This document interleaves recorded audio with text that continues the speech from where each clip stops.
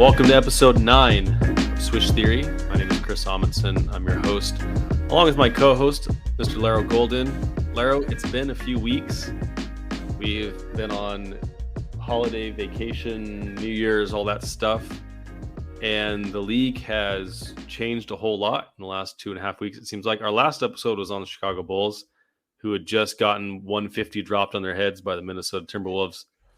And they've completely turned around since then. And Brooklyn's been on a huge win streak. And there's been a lot of stuff going on in the league. The Raptors are in free fall. It's been crazy couple of weeks here. But first of all, how are you doing? How have you been? How are your holidays, man? Man, I'm doing good. And like you said, man, it's just busy, I think about, it's funny, I think about like the New Year's, and I remember before kids, like New Year's was like, the thing. You go out with the guys, you go to a club, or you go to a bar, or you go hang out with the family all night, and you have fun for the New Year's. And now it's like, nah, it's about the kids. How can you make New Year's fun for them? And so it was long. Christmas, gosh, that was long. Going to both sides of the family, and then work. It's been crazy. So, and watching a bunch of high school basketball in the Chicago area, like it's been busy, man. So sorry to our listeners if you've been missing us. Yeah, the kids thing, the holidays thing. Obviously, for those who have not heard, Larro is going to be working with Cerebro Sports along with Swiss Theory, doing some regional scouting in the Chicagoland area. Really excited for you, man. And I know you already have way too much basketball in the mind, but it's at least, I think it's going to be really awesome to see your thoughts on these up and coming young basketball players in the area. And you know that I've been your biggest believer and supporter for as long as I've known you, and Yeah. it's just awesome to see you get another opportunity here. So I'm proud of you and happy for you, my man. Man, I'm just trying to get to your level, brother. Whatever. I am, man. I really am. Goodness gracious. Oh my gosh. Well, hopefully that's the last lie that we'll tell on the show today. But I want to do something a little different today. We're at the halfway point in the league. Every team's played about 41 games or so at this point, and there's been a lot of craziness. There's been a lot of teams. I think we've seen a lot of parity this year in the league, more than I've ever seen before, and it's really been interesting. And at times it feels like every team is very middling and kind of just meh. But it's also really cool to see there's like 8 to 10 teams that could come out, make the finals that you could see as a championship contender. There's teams that are 2 games out of 6th place, and they're 2 games out of, the Victor Wembanyama sweepstakes.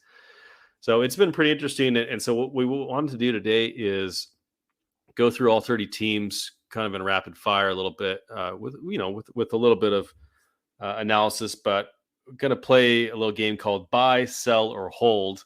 And this is basically for each team, we're going to go back and forth, and based on what we've seen so far, predict whether they should buy, meaning they should add talent to improve their team. They should sell. So they should, sell off current players to collect more assets or younger players, or hold, which is we think they're doing just fine where they are, and they should just keep doing what they're doing. So we're going to go through all 30 teams. We're going to start in alphabetical order. I'm excited for this. It's going to be really fun. We don't get to talk about the whole league kind of all at once. We haven't really before. So I think this will be exciting, and I'm excited to see where we agree and where we disagree on what we've seen so far. So let's start with the Atlanta Hawks. Larro, are you buying, selling, or holding? Man, so with the Hawks, it's tough for me because when you look at their roster, we talked before, the show, like they have guys, and And, you like the way DeAndre Hunter's been playing recently. I mean, he's starting to look like the guy that they thought they were paying for, with the defense and the scoring here and there. So it's, I think,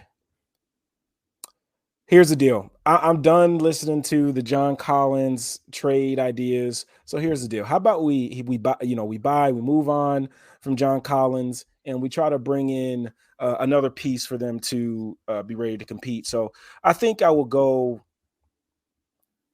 with the buy. All right. I'm going to agree with you. This is a sticky one because, as you said, their starting five, their projected starting five, is really like they played pretty well together. I know Trey's been kind of up and down. I think the scary part for me is kind of the reporting and the vibes that are coming out of Atlanta surrounding Trae Young. Trae, clearly an elite offensive talent, great at setting up his teammates. But he has been one of the worst defenders in the NBA. I think he's done fairly well with the DeJounte Murray acquisition as far as kind of playing with him, but sometimes he can leave a little bit to be desired in his off ball kind of movement and just kind of adjusting to that. But I think the team record has not been where you want it to be. Definitely has gone below expectations this year. I know there's been a lot of fomenting from Hawks fans about the coaching situation and whether that's gonna need to change soon. But Trae has a lot of power within the organization, and a lot of moves are kind of made to appease him. And here's the thing: is like Trae's value is probably at kind of a low point right now. So even though you could see them kind of looking around the league, I'm not really sure they should sell on Trae. Like, he's such an amazing talent. Yeah. I think you kind of got to ride with him at this point. And I agree with you. They need to add talent around that roster and really give it a full go to see if it's worth it. Because we've seen, we just saw a year or two ago when they made the conference finals, what that kind of team could do and what Trae could do in a playoff setting. They haven't been able to kind of get back to that since, but I do think they got a lot of talent. I still don't understand why they're trying to move John Collins. Maybe it's just a John Collins doesn't want to be there kind of thing, or he thinks he's worth, he wants to be more involved than he is. But I think they've got a really nice base, and they just need to keep building. But I think they definitely need some change of scenery stuff going on with either the coaching staff or some of the main players. But I still think there's a lot to be excited about in Atlanta. Yeah, no, I totally agree with you on that. As much as Trae can be such a villain, I just think he's one of those talents that you just have to respect, and especially on I should say, mostly on the offensive side of the ball. But I just think that it's to a point where it's like put up or shut up. If you're gonna move John Collins, do it. If you're not, just figure out a way schematically to get these guys, going. DeJounte Murray this season, he's been all right offensively, but I think that the more you watch DeJounte, the more you've seen him with Trae, like, he's not. I don't think he is that all NBA defender. I think he's maybe just below it, or maybe not even just below, maybe even lower. He's not the super elite defender that I think most thought he was, especially off ball. Off ball, he's been lost pretty. He hasn't been a great off ball defender, but yeah, I think they can figure it out. I mean, that's still a really good backcourt. You still got Capella, who's a really good rim protector.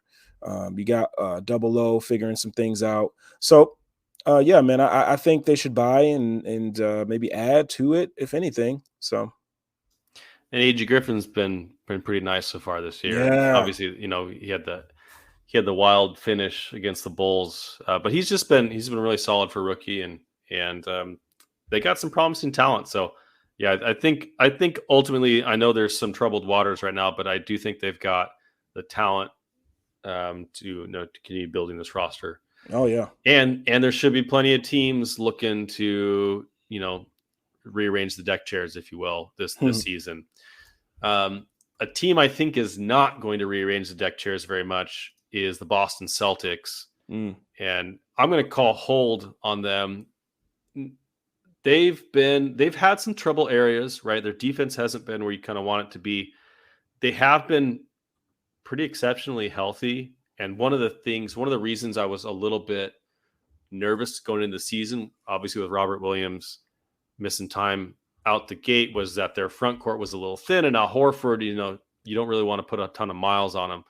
But they weathered the storm. Jason Tatum and Jaylen Brown have kind of elevated their games this year to another level. Jason Tatum especially has been, a top 10 player this season and has been in MVP conversations. And he decided not to do his yearly thing where he starts off shooting from terribly from the floor for the first 2 months, and instead came out firing on all cylinders. And Malcolm Brogdon, Derek White, they've done their job. Sam Hauser has been nice off the bench for them. Even Luke Cornett, Bulls legend Luke Cornett, has been doing his thing. So they've been one of the best teams in the league so far. So I don't really see a major need other than they need to stay healthy. What do you think? Yeah, I think hold is the right call there. I mean, they basically just had a great addition in Robert Williams, and I think you saw a little bit of what he brings again in the Bulls game. He's just a really good kind of sweeper, kind of secondary rim protector guy, and I mean one of the best in the league at it. He's a hustle guy. He competes. He's got a really quick second jump. So if you're not boxing out, he's gonna keep working you on the board. So I think it's a hold for sure. All right, so this next team I'm going to ask you about is the Brooklyn Nets, who have been on a tear. I know KD is going to be out for the next 3 or 4 weeks or so with an MCL sprain because people keep landing on his leg underneath the basket for some reason, which is a real bummer because they've been just incredible to watch. Yeah. They did not have the cleanest start to the season. Obviously, right. the stuff surrounding Kyrie. And a lot of their players are coming back from injury, right? Joe Harris, Edmund Sumner, TJ Warren, right? Those guys were kind of Ben Simmons, obviously, were all kind of coming back. And so it was an on paper thing. It's like, hey, if these guys are all healthy, this is one of the most talented squads they've had since KD has been there. Yeah. And that started to play out the last month or so. They've really, really done well. And so, for me, I'm going to say bye, though. Or I'm sorry, I was supposed to ask you first, but I'm going to say bye because I still think that they need some more front court help. I know Nick Claxton's been really good, and him and Simmons, after kind of a shaky start, the pairing's been working better. But I do think they need more rebounding, more size, and if they could get it, a little bit of shooting in that front court still. But their perimeter talent, their perimeter shooting has just been, if Bulls, please, if the Nets want to give a Joe Harris or a Seth Curry or TJ Warren, if they're looking to ship them out, please, send them our way. But what do you think? What do you think the Brooklyn Nets need, or do you think they're kind of set where they are? No, I think, again, I know we've been agreeing a lot so far, but I agree. I think that's what they need. I think they need a big that can kind of stretch the floor a little more. Nick Claxton has been really good on the defensive side of the ball. Yeah. But at the same time, outside of the shooting from the front court, I think playoff time, when it comes down to it, I think you're going to need a little bit more size. I know Nick Claxton has been good defensively, but I just think that, you're going to need a little bit more size. And I'm a big Ben Simmons fan, but I think that even in the Bulls game, again, watching the Bulls game, Vucevic went to work on him. He's not a, like Draymond, for instance. Draymond, he's really good on, if he needs to switch on the perimeter, he's pretty good at standing in front and making them work, but he's really, really good at post defense. Like, you're just not going to baby Draymond. He's very good. He's very strong against the chest bump. He's very, very strong. And Ben Simmons he's just not a really good. That's not what you look when you think about Ben Simmons as a defender. You don't think about him as a post defender. You think about him causing havoc on the perimeter.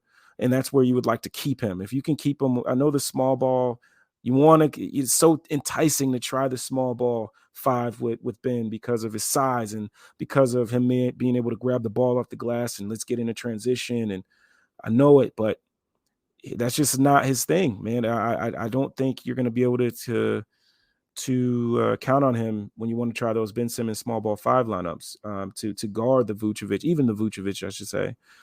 So I think you need to find more size, and if you can, like I thought Gorgie Jing would be a great pickup for them,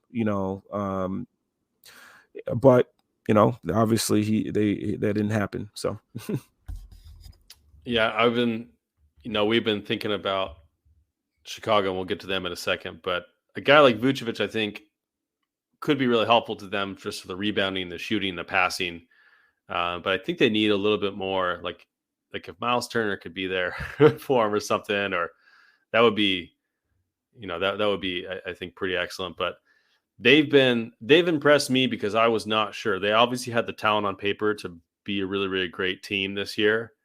But you were just never sure. And, and that may change. The NBA has been crazy, so it may change in a couple weeks here. All right, this next team, I'm gonna actually let you give your answer this time. The Charlotte Hornets, buy, sell, or hold? Whoo, they should be selling. Move PJ Washington before the Kelly Olynyk injury. You move Kelly, get him out of there. I think I understand that LaMelo has been hurt, but I think you gotta think about trying to build around him a little bit better. I think you could do that with, moving to PJ Washington, especially to maybe, I don't know, bring in somebody that can help him out a bit here. But yeah, I think it's a sell. I think you got to sell. Okay. I'm with you. I think they need to sell. I think anyone over 20 on that roster has got to go. So you can move Gordon Hayward for assets. Yes. Terry Rozier, Kelly Oubre. I know Kelly Oubre is 27, but he's coming up the end of his contract. Mason Plumlee could help a team a lot. PJ Washington, you said to move him. He's a guy coming up in his 20. He's only 24. He's only making $5.8 million this year. I might let him test restricted free agency and retain him because usually that second contract is a good bet. PJ Washington has shown a lot. I think he's a kind of switchable forward guy who can shoot, defend pretty well. I think he would be worth keeping around. I think he's young enough. LaMelo is only 21. I would keep him. I would keep PJ. I would keep LaMelo. I would keep Mark Williams, who's been looking real nice this year as at the center position. Jalen McDaniels as well, but I would try and stockpile as many assets as possible because number one, this draft is going to be pretty amazing. So if you can out tank the tankers this year, yeah, I think, you could find yourself in a pretty enviable position to pair, a franchise talent with LaMelo Ball and, with Mark Williams, like some of these younger guys here. I think they could do a good job with that. But it's, obviously the injuries, the play has not been there, but they've got a good coach, maybe not for a rebuild. Right. But it just hasn't worked out. And, the Charlotte Hornets they haven't had like a really, really great draft other than LaMelo for quite some time. So yeah, I think they need to hit in the lottery this year and maybe the next couple of years here and try and get multiple hits within this lottery or within this draft class. All right, well, let's move on to the Chicago Bulls. I'm very interested to know what you think we should do with the Bulls, Larro. So with the Bulls, I'm selling. Oh, wait. No, wrong. Sorry. I'm buying. Oh, wow. I'm moving Vucevic. I'm finding a buyer that needs a big that can stretch the floor, that can rebound for them, and if he's put in around a roster that can help him out, on the backside a little bit, on because he's gonna have to play at the level. He's shown that he could play at the level a little bit better than Drop. So I think you got to sell. I think you got. God, I keep saying it wrong. I think you got to buy and try to get like a Hartenstein, or maybe you put Vooch and some pieces together and see if San Antonio wants to give up Pirtle, or hey Indy, how you doing? No, I'm kidding. They're not going to move Miles Turner, but They might.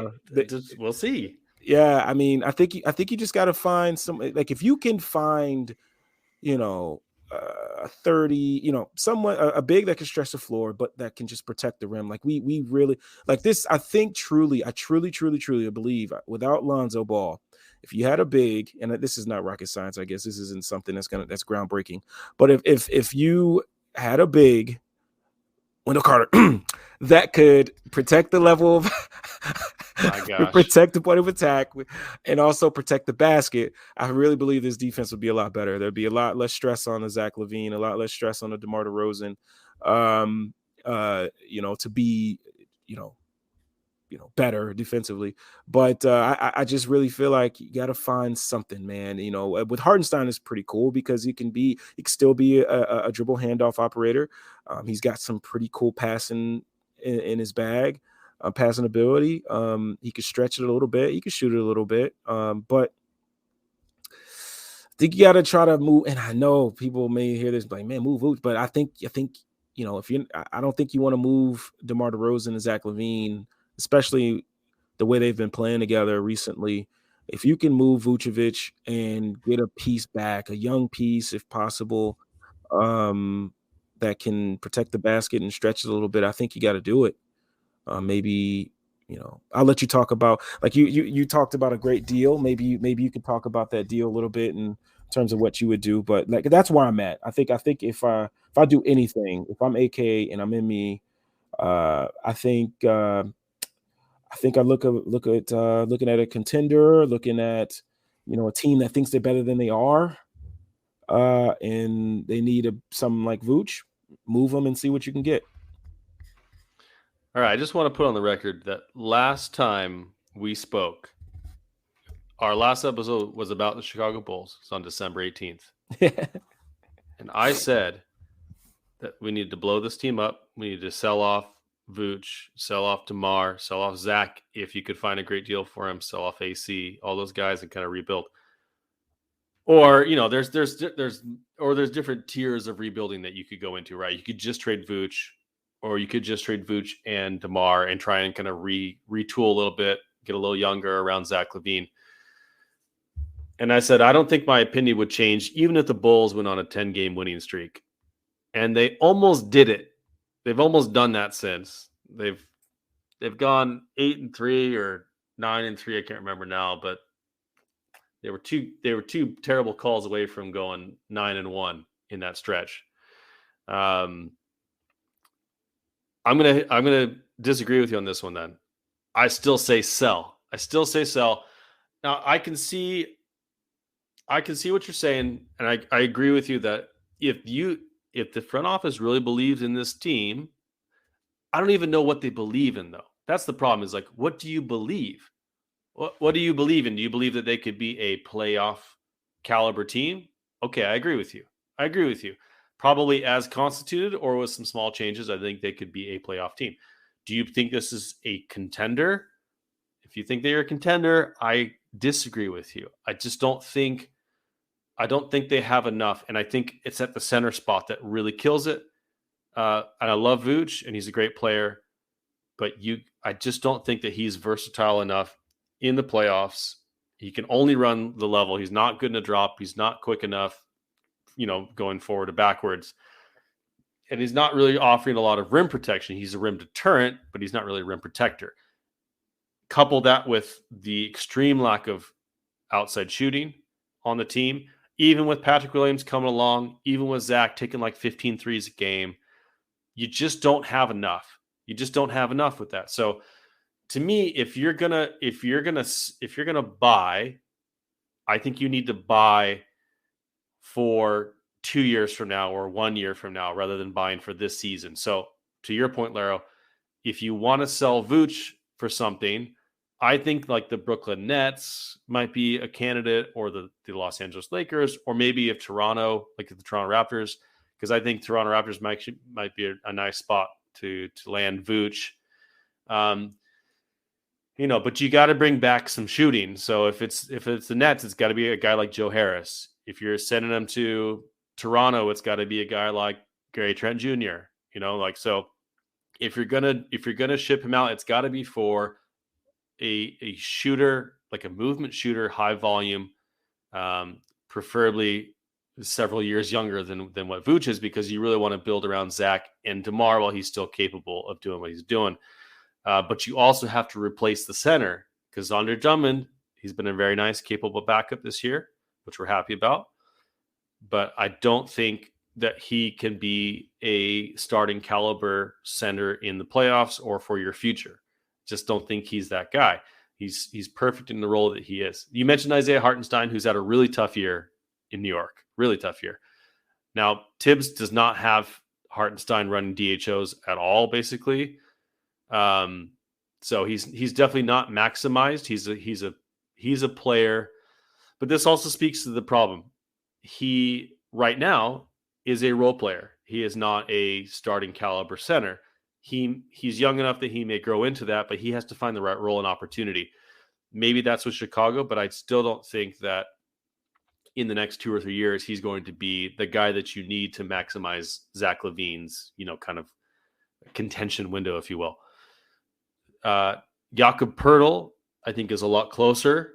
He's a very, very good rim protector. He does not provide shooting in the slightest. He's not a good free throw shooter at all, but he can pass, he can screen, he's a good rim protector. And if you pair him with a healthy Lonzo Ball and a healthy Alex Caruso and a improving defensively Patrick Williams, I think you got something there on the defensive end.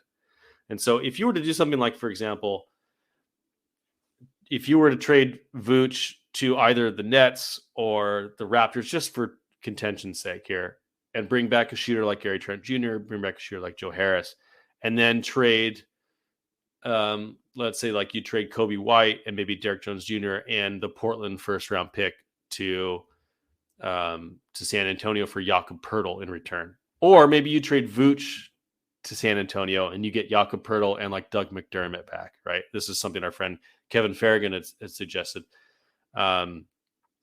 That I can see as a move that would kind of retool a little bit. You get a little bit worse this year, but I think it raises your ceiling over the next couple of years. I still think the Bulls' best option, though, and this is why I say sell, I still think they should do that and move DeMar DeRozan. Because DeMar DeRozan has a lot of value if you could get a 2023 first-round pick, from a team in return. I mean, this is the year, I think, to maximize that value, because as great as DeMar DeRozan is, there's been friction about Zach LaVine's role, whether that's warranted or not. Zach LaVine is the guy right now in Chicago. And so, you have to kind of keep your star player happy or move him, right? And so if they plan on keeping Zach LaVine, I think DeMar could help a lot of teams right now. I don't think his value is going to improve. I think his contract is reasonable. I think you could probably get back a first rounder or two, or a first rounder and a nice, prospect or something that could fit more with LaVine's timeline for the next, for the length of his new contract. So that's another long-winded answer, but I do think ultimately I would sell. It's just how much do I want to sell? Do I want to sell to get better the next 2 years, or do I want to sell to, reset the whole dang thing? I don't know, but I do think the Bulls are in a pretty enviable position where they can do a lot of things to get themselves out of the hole that they're in. Now, if they had just not been short-sighted and they had just kept Wendell Carter and drafted Franz Wagner, I think having those two guys and DeMar DeRozan would be super awesome, and you wouldn't be in this predicament. But the past is the past. This is what it is. So that's where I'm at with the Chicago Bulls. We're going to spend more time on them than anyone else, obviously. But yeah, I think that's where I'm at with them at this point. Yeah, I mean, excuse me. I can totally understand it. But I think I just, you know, I guess hopefully the quad is okay for DeMar. But I do think it would change for me to what you're saying if they can't get anything worthwhile for Vooch. If it's like one of those things where every team is like lowballing you kind of because they know the contract's coming to an end or whatever and whatever. Uh, and the contenders are thinking they maybe can do something better, and maybe they believe in some of their young guys stepping up, and you just can't get anything. Then I think I'd probably be towards selling off DeMar and Vooch. But at the moment, I think Vooch has some, especially him having he's having an efficient year. I believe he's somewhere around 60% true shooting percentage this year, and I think that contending team that needs somebody that can stretch the floor and rebound. I think he'll be enticing. So yeah, I mean, I think that's just right now. That's where I'm at. If the AK can't get anything done, then it might be like, all right, hey Zach, we got you paid, but we got to do this now. So yeah. Moving to another team in the Central Division, the Cleveland Cavaliers. Buy, sell, or hold, Larro?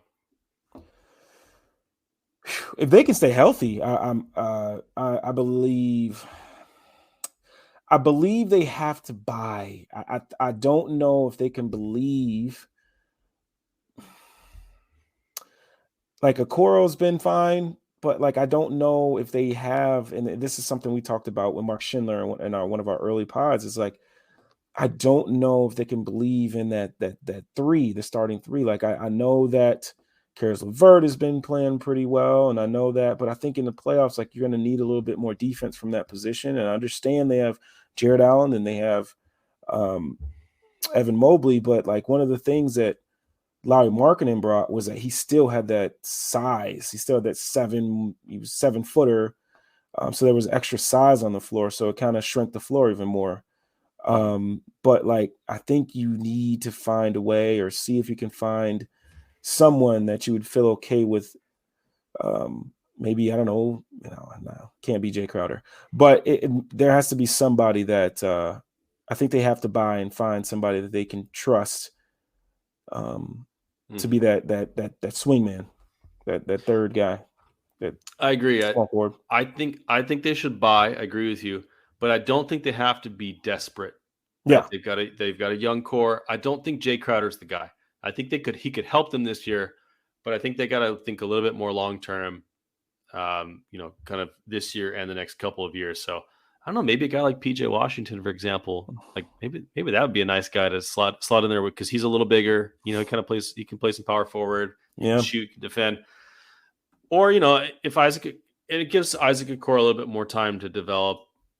Dean Wade has been pretty nice there, but they just need that's clearly the hole right in their roster. But Ricky Rubio's coming back. The rest of their team is just they're in a really good spot.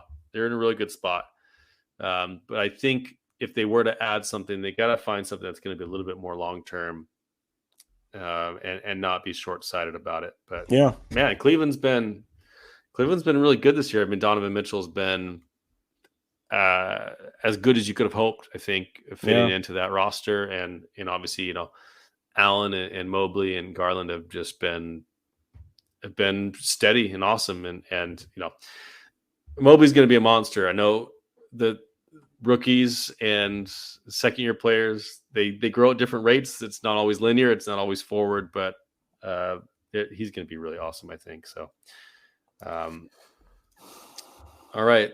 The next one is the Dallas Mavericks. I'm going to go on this one first.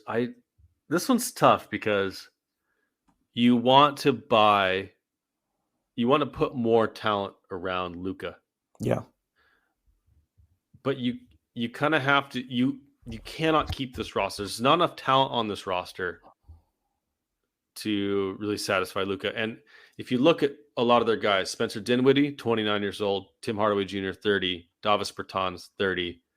Christian Wood even is 27. Dorian Finney-Smith, 29. Dwight Powell, 31. Reggie Bullock, 31. Maxi Kleber, 31 or 30. JaVale McGee, 34. Right? It's like it's basically Luka and Josh Green, that are that are like 25 and under.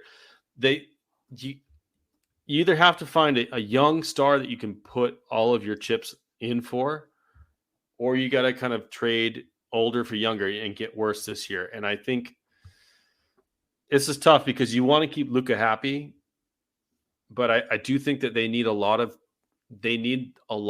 changes. They've got a good team, but there's a ceiling on this team. And as good as Luka is, and as I know nobody wants to face him in the playoffs, but I don't think that they've got enough to get where they want to go. And I still think they've got time to get there. They need to kind of take a step back. I think they need to move some of these guys that are 29, 30, 31 years old and try and get younger pieces or draft picks back that they can then parlay into the star they want next to Luka, or, like maybe Zach LaVine becomes available, in the offseason or something.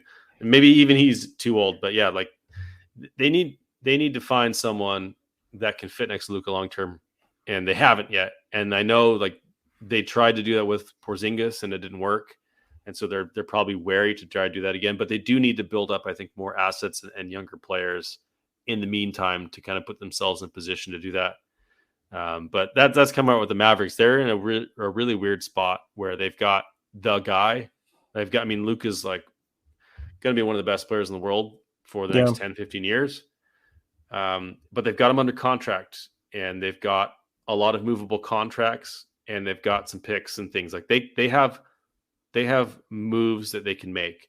But it's just about finding the right opportunity. And I think they need to get younger. I think they need to get worse in the short term in order to really achieve their goals. Whew, did you hit it on the head? Think about it, man. They just had to pick up Kemba Walker, for a couple. Like, the way I look at this Lucas situation is, me, man, I like to sometimes bring other sports into this, is the Colts. The Colts had Andrew Luck. Clearly one of the best quarterbacks of all time. He would have been. Hurt me. How do you know this? But how do you know exactly what would hurt me, Larro? But like they didn't, like they just put so much on him. They didn't put offensive linemen around him to protect him. They didn't help him by getting him better running backs. They didn't, and they just continue. Oh, well, he's special. He'll figure it out. Well, he's special. He'll figure it out. And then at some point, which this is too far because I'm pretty sure Luka won't do it. If anything, he'll just ask to go. But like that's where I get it from. It's like, it's almost like, all right, we got Luka. All we got to do is, who cares how old they are? Just as long as they can maybe, shoot, catch and shoot, a little bit of movement shooting, he'll figure it out. 43% usage rate. Like, it's like, my goodness, man. The next guy under him is 23%, and that's Spencer Dinwiddie. And it's like, and here's the deal. Is it partly on Luka as well? Because as much as, people, obviously Porzingis has some things he's done in the past that make people don't like him. But at the same time, he also kept it real, and Luka kept it real and said, hey, I am hard to play with. I am. I can't, I am hard to play with, So it's like, is it him being picky on the type of guys that he wants to play with? Is it, because who doesn't, you would think a guy like Mark Cuban that's been around the block, man. The type of things he did, with that Dallas team that won a championship, like he brought in the right pieces at the right time to help that team, and they ended up winning a championship. And you would think a guy like that would understand, but like, what do you think, Chris? Like, do you think Luka makes it hard because he's kind of a tough player to play with, or do you think it's just them being, almost like, I don't know, again, this may be a strong word, but malpractice of them just kind of not putting the right things around him. I think that front office has not had a great track record in free agency in the first place. So I definitely don't want to absolve them of any, of any blame here. And ultimately it's their responsibility to do that. Like they brought Luca in, they know who he is. And so they need to manage that or move Luca. And I don't think they're going to move Luca because that'd be ridiculous. Luca is good enough that you ride through it. Whatever the warts are, you ride it because Luca's worth it. He's worth that. So sure, Luca may be hard to play with. He plays a very specific style, but he's also an incredible passer. And I think he's, if you give him teammates that are that he feels are close to his level or like feels that he can play off of, I think he would. Like he's just a really smart basketball player. I don't think he wants to do it all alone. I think he kind of feels like he has to a lot of times. Yeah. So, and you won't find out if that's the case until you try, until you put something around him that's kind of worthy of his talents. So, I don't want to spend like too long on this, but yeah, like I think Luka is hard to build around, but he kind of should be, and the front office has to make the moves and deal with it. So, dude, he has 44% assist percentage with obviously he has the ball a lot, but like 10% turnover percentage. Like, yeah. I mean, come on, man. Like the guy is something. But no, you're right, man. I was just kind of trying to, pick at your brain a little bit, but I totally agree. And I brought up the Dallas Mavericks winning a championship, and how long ago was that? So it's like, it's just, yeah, man. So I like you said, I hope that they start to help Luke out a little bit because I mean, as much as it is fun to watch him do the one-man show on certain nights, like the 60-point triple-double, things like that, like at some point he needs to be able to like, hey man, hey, you got it tonight, man. He can't do that. Can't do it right all now. alone. Yeah. No. Also, before we move on, I forgot to mention Jaden Hardy.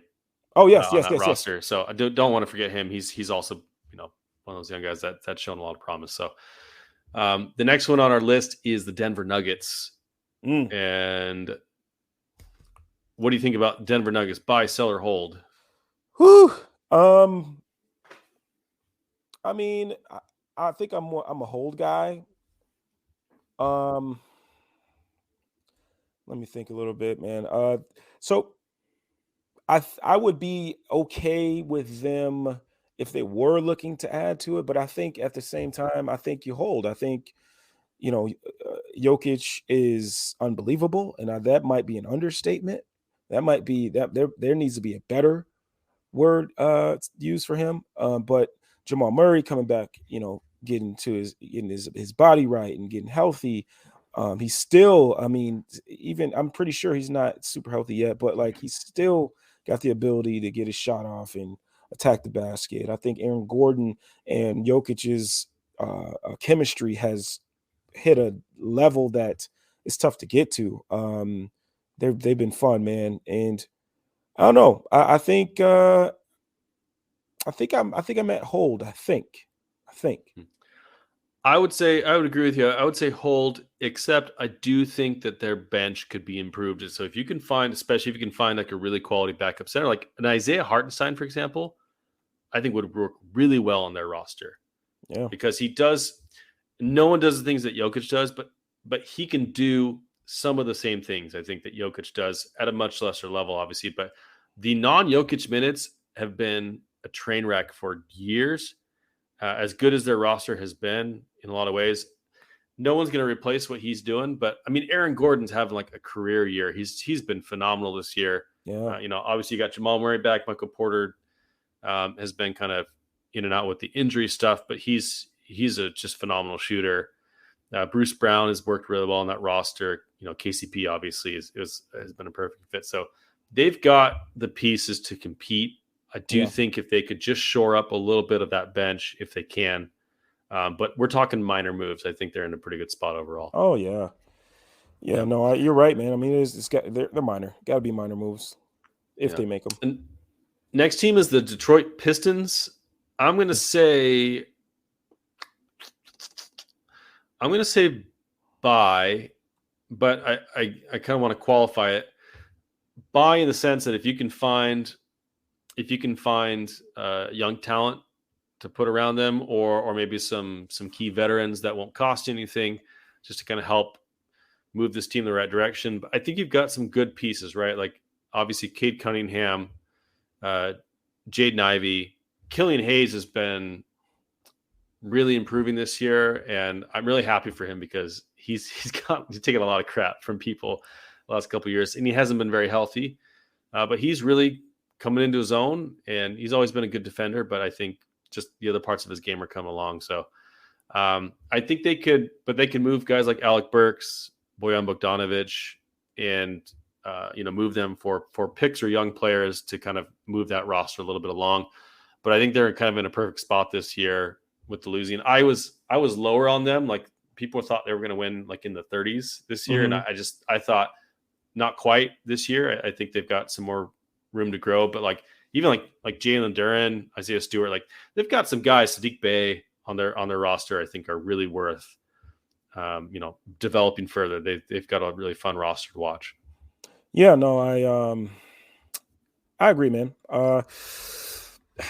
I do think I would push back a little bit on the. I do think that if Cade was healthy, the type of player he is, I think he would slot Jaden Ivey into the role that I think would fit him a little bit better, especially early in his career. Is more of that off-ball kind of, attacking, defenses that are broken down already. But that is not the case. Obviously, he's out with some shin problems, but I think you're right. I agree with you on what you said. Maybe they sell off Alec Burks. Maybe they move Alec Burks. Who knows? Maybe the Bulls could use a 6'6" wing. Another wing. But I'm just spitballing here. But yeah, no, I think if anything, maybe you move off some guys and maybe bring back some something. But yeah, no, I like the direction they're going. I think Jalen Duren's going to be, a heck of a player. Jaden Ivey has already shown the type of things he's going to bring. Killian, man, like you said, I'm so happy for Killian. He was getting kind of some tough treatment on social media. But to see him get some confidence back, starting to shoot and make the outside shot a little bit more, which is opening up the rest of his game that makes him special, is the passing and attacking closeouts, things like that. So, yeah, man, I like Detroit. I like Detroit, and we'll see how they go going forward. Next one's Golden State Warriors. This one is a buy for me as well because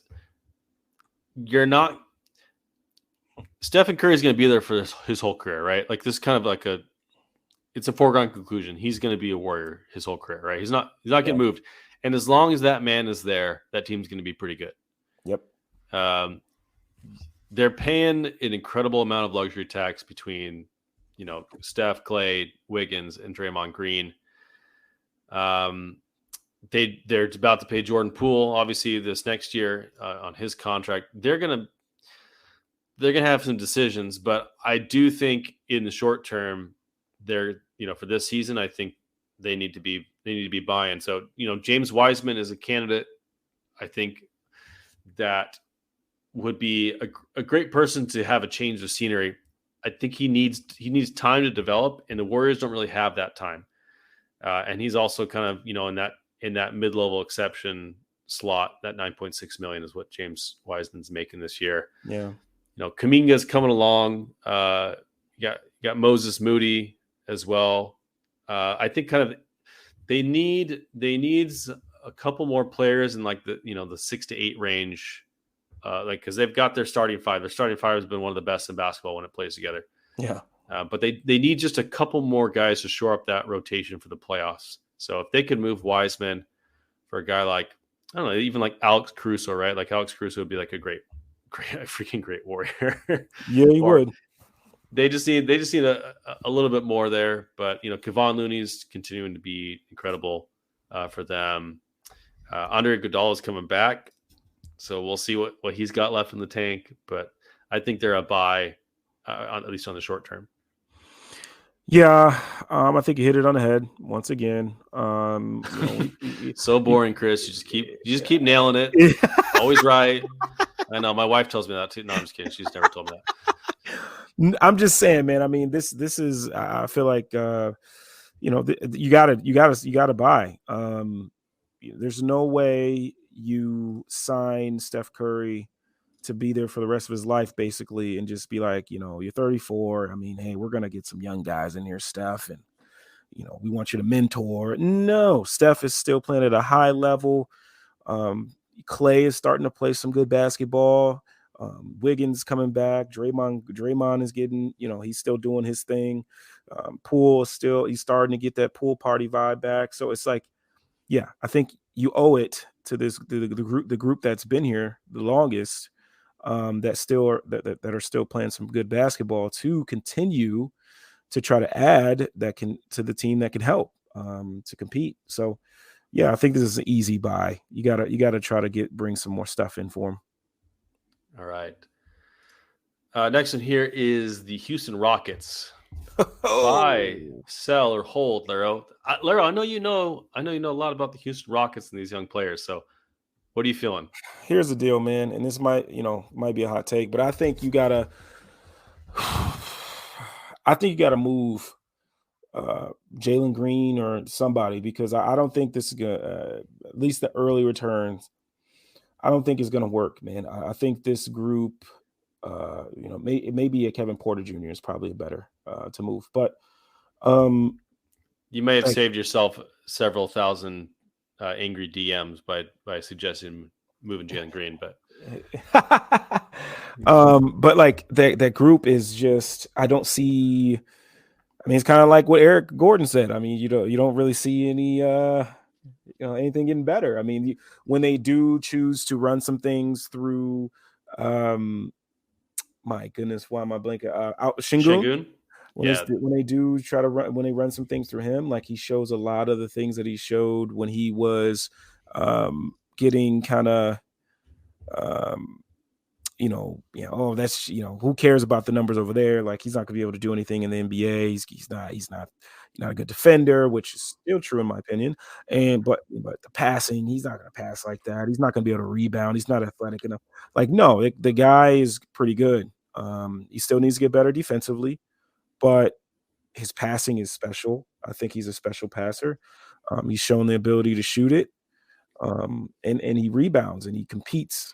So it like, I like that, but I think you're gonna have to. It means too many cooks in the kitchen in terms of the backcourt. I think you got to move, Kevin Porter Jr. or something. So I'm selling. You got to do something. Either buy in all the way to a Jalen Green, Jabari Smith, and Şengün, I guess, core. But like, you got to do something, man. That team, like, there's something going on. But yeah, I'm selling, and it's probably Kevin Porter Jr. So there's something going on in Houston, and yeah, as you mentioned, that there's not a whole lot of growth and development. They've got some good players. Şengün, I think they should be running the offense more through Şengün in general. They don't really have another table setter, but Şengün's passing is really good, and they've got guys around Şengün that can take advantage of his playmaking, I think, with Jalen Green and Kevin Porter, Jabari Smith. Tari Easton's been real nice too. Almost went to the Bulls. So close. AJ Griffin and Tari Easton, I think, were the two right before the Bulls took Dalen Terry, who's also been fun. But yeah, but I agree, they need to. I mean, I would sell Eric Gordon for sure. And I think you're right. I think Kevin Porter Jr. is the other one that I would move, but not necessarily moving like getting worse. Right, exactly. They need a shake up. They just need a shake up. And let me say this as well. They have the Rockets have some players that they may not end up playing. I mean, they got a lot of talent over there, man. I mean, Kenyon Martin Jr., Garrison Matthews could help a team. Ty, Josh Christopher, like Usman Garuba, like that dude could help the Bulls. I'm just saying, the dude that can compete. He's a really, really good defender, and he's a really good passer out of short roll. But he's not going to play that much because of Şengün and Jabari Smith Jr. And so it's just like they got to do something. I mean, you're just going to keep Garuba just chilling, or are you going to get something for the young guy it's only 20? I don't know. They do got him on he's still got 3 more years, so maybe they just kind of sit on it, but you got to do something. Yeah. All right, next up is the Indiana Pacers. This one is tough. Mm-hmm. But I'm still going to say sell. I think you need to sell Buddy Hield. I need to move Buddy Hield, Daniel Tice, even someone like maybe TJ McConnell. You got to build around Tyrese, Benedict Mathurin. I think Miles Turner you can keep. I know he's been in trade rumors the whole time, but he's only 26. And, he and Tyrese have great chemistry. Tyrese, and Ben Mathurin, obviously your guy Andrew Nemhard, has been doing really, really well. O'Shea Brissett's only 24. Like they've got kind of like a core of guys that they can build around, but I think that they need to build up a couple more assets and put themselves in position. The Pacers have been like the team that's been in the middle. Like they are like the quintessential middle team that's always been kind of just good for long, long periods of time. I think they can get back there pretty quick if they sell off some of those older guys, bring in some more assets or young talent that they can then kind of move to consolidate around their stars, or bring in another star. I think that's really where they need to be. And this is not a bad draft year to kind of take a short step back in order to accomplish that goal. But that's kind of where I'm at with the Pacers. But I did not expect them to be a playoff team this year like they have been, and they've been, obviously they've really outperformed my expectations. Whew. Yeah, man. My goodness. This one, like you said, it's a tough one. I think that if you're the Pacers, if I may move a TJ McConnell, maybe, but like here's the deal. I think I'm holding. I know this sounds crazy. I think I'm holding because I think you have something where you can get some experience for these young guys, and you can keep the shooting that Buddy brings you with that the type of gravity he brings, and Miles Turner. I just think that maybe you hold and you just see how far you can get and go from there. I do. I think I hold. Maybe I think I do, and I think Isaiah Jackson is starting to play well, and he's a chip. He's a piece that if he can continue to play well defensively, like being a roamer, offensively being a lob threat. I think I hold. I think that's where I'm at. I think I hold. I can definitely see it. I mean, they don't have a lot of bad options right now. I think they're in a pretty good spot. Yeah. They can hold, they can sell, they can get more talent. A team that is not necessarily in the greatest spot is the LA Clippers. Now they've got a team that on paper and healthy, you'd think like would be a championship contender. Yeah. Like they've got depth, right? Like they've got Norm Powell, Marcus Morris, Luke Kennard, Robert Covington, Reggie Jackson, Batum, Zubats. Yeah. John Wall has, been like he's been pretty good. Amir Coffey, Terrence Mann, like they've got a good team, but there's just something. There's a lack of identity with the Clippers for some reason, and they're also in a position where they have to win now. And Steve Ballmer obviously wants them to win now. I would say they need to buy. They need to buy. They need to shake it up a little bit. They've got valuable pieces that other playoff contenders could use or playoff teams could use on that roster that they could shift and consolidate and kind of bring in people that can give them an identity. Just shake up. They need a shake up on that roster because Ty Lue's a great coach.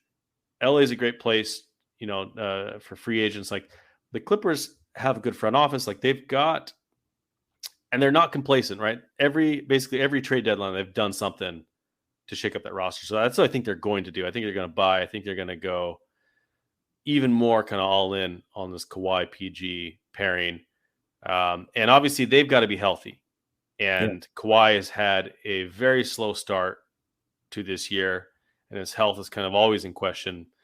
But I'm not sure really what other options you have at this point. Like this is the path you've chosen, and I think they need to keep buying and until they can find either they find success or it fails, and that but they got to go all in on this one. Ah, man, yeah, I think you do. As good as John Wall is, and Reggie, I just think that what the Clippers are missing, they need an internal a presence inside. I think they need a little bit more. Well, a little bit. They need some more rim pressure, consistent rim pressure. Yes. A lot of what they do is, Kawhi getting into his mid post, turnaround twos, or PG hasn't been himself. Really, he's got to get going. But I think even when those two are healthy, they still need a guard or someone that can get into the paint consistently to get these defenses in a little bit more of a rotation. John Wall, I think they thought John Wall could be that guy consistently since he's been on the shelf for a little bit, and maybe that they thought the legs were going to be fresh, but he's an older guy, and I think his body just has a lot of wear and tear on it, and he just can't be that consistent guy like he once was. So I definitely think they need to find that somehow, some way. Because the half court offense is just not ideal right now. Yeah, I agree. They've got a lot of players that can kind of switch in between different roles, but they need a table setter. Yeah, as you said, that can get the defense in rotation, because Paul George and Kawhi are amazing, right? And what they do is amazing, but they don't get the defenses scrambling in the same way that someone that can put that rim pressure would. Yeah, and I think the Clippers are in a prime position if they found someone like that on the market that could do that for them. I think everyone else would the pieces would fall into place along the roster with the rest of the roles. I think it would help Batum. I think it would help Covington, Norman Powell to kind of get into that finishing roles, more of I think it would just maximize kind of what they need. Zubats has been maybe the lone bright spot all year for them. He's been incredible, but they need a little bit more. Yeah, I think it's on the perimeter. They need someone that can apply that rim pressure. They're a bad passing team as well, so it's like the passing could be better. Yeah. That's the thing is I think the lack of rim pressure, the lack of defenses in rotation doesn't necessitate the passing, right? It doesn't present the opportunity to make good passes, because what are you passing into or out of at that point? Like it's not as necessary to the functioning of that offense. And so I think they need to change that offense to make it an essential part of it, because it'll make all their players better. But yeah, that's where I'm at. Across the street from the Lakers, or the Clippers, are the Lakers. Larro, are you going to buy, sell, or hold on the Los Angeles Lakers, the Los Angeles LeBroners?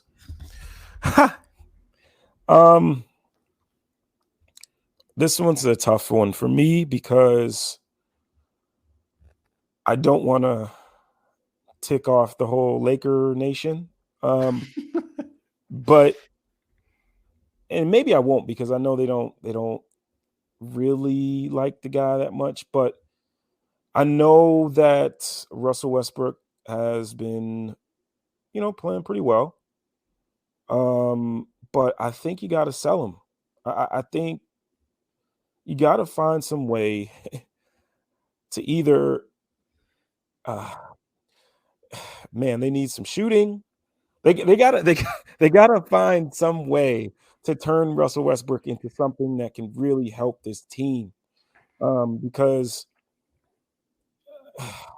Like a KCP, Kuzma, Caruso kind of trio. yeah, that would definitely help this team right now. He's 28% from three on 150 attempts. Like he's not. I mean, he's not. Finishing at the rim like he usually is. I mean, I guess he's a 64% is his high in his career, which was in Washington. But I mean, I think you just need to sell him. So I would say, or would that be buy? Maybe you buy. I mean, you got LeBron James and you got Anthony Davis, so maybe you buy by moving Russell Westbrook and hopefully getting something worthwhile. Here's the deal. Are you getting something worthwhile by just moving Westbrook, or because the thinking has been you'd have to attach picks to that Yes. just to get off that contract, which by itself would be worth it if you could move Westbrook and those two picks for something, for two quality rotation players. Like the ideas that have been floated are like the Miles Turner, Buddy Hield package, right? Like, is that enough? And there's been, the LeBron kind of like interview came out this week that where he's frustrated, but also he's not frustrated. Mm. There's been a lot of discourse about this. I think this is interesting because LeBron is largely responsible for the way that this roster has been constructed. Now, obviously, the Lakers themselves, the brain trust has gone along with that. They've allowed LeBron to shape that roster. They've allowed this to happen. So it's ultimately on their shoulders. But the Lakers need like three different things, right?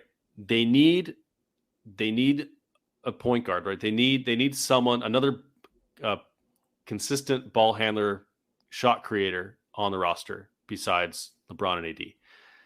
They need outside shooting so bad. And they also need someone that can play center. I know AD plays center a lot, but it's, they need someone who can competently step into that role and play starters minutes or play or close to that on a consistent basis. I will Thomas say, Bryant. oh, there you go. There you go. Thomas Bryant has done, I think, a really awesome job. The Lakers are an interesting organization because they have great margin moves most of the time. Like they find guys for cheap really, really, really, really well. And that may partly be because they live in LA and so they can get players to come for cheap. So they get like the better crop of minimum guys. Yeah. They've also drafted really, really well. Like they've hit on so many draft picks. Most of them get moved for stars and things like that. But like they've hit on like they're like 10 of 12 in the last 12 drafts. And like it's really insane like how good they are at drafting. Their scouting department's really good. I mean, I don't know who's doing that job, but like they need a raise. The problem is this roster construction is just poorly done. They moved all the players that really helped them win a championship. And then the idea that LeBron is now a victim of this is kind of silly because he's had a large hand in it. I don't think this is weird because you say I think ultimately your position is to buy, right? Like you want to add talent by moving Westbrook, by maybe moving Patrick Beverley or Kendrick Nunn. I agree with you. The problem is the reality of who you can actually bring in for that package and if it's worth moving one or two first round picks. I know LeBron doesn't care about those picks because he wants to win now. But he's also not leaving LA anyways. He kind of wants it both ways. He wants to stay in LA, he can play here, but he also wants to play competitive basketball as his career is waning, which is understandable. But if you're the Lakers, and your primary priority is the success of your franchise and the longevity, right? To maximize the good of the Lakers. I don't think your best option is to move those picks. I don't think it is. You can not, you can do nothing. Like you could hold, for example, and let a bunch of money come off the books and try again over the summer. But there's also this, there's also this thing where the West isn't super scary right now. There's not a lot of, like, could you potentially move a couple picks and players and just have a shot? I think you might be able to, but is it worth it? Like, do they really have a shot at another championship? If the answer is no, if they don't think so, I don't think they should move those picks. I think they should probably just hold or bring in, trade Kendrick Nunn, trade Patrick Beverly for some shooting. Maybe move some seconds to do that. But I would not move those first round picks. Like I know they were thinking about Bojan Bogdanovic for a first round pick. I don't know if because that's like a half measure. You either got to go all in, and move those picks and bring in something to try and go for it, which I don't think is worth it.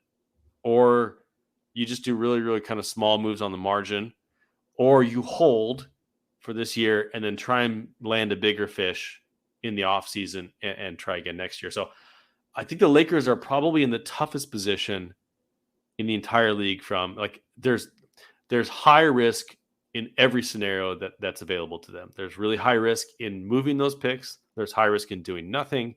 There's high risk in doing half measures. I think they're in a really unenviable position from a front office standpoint.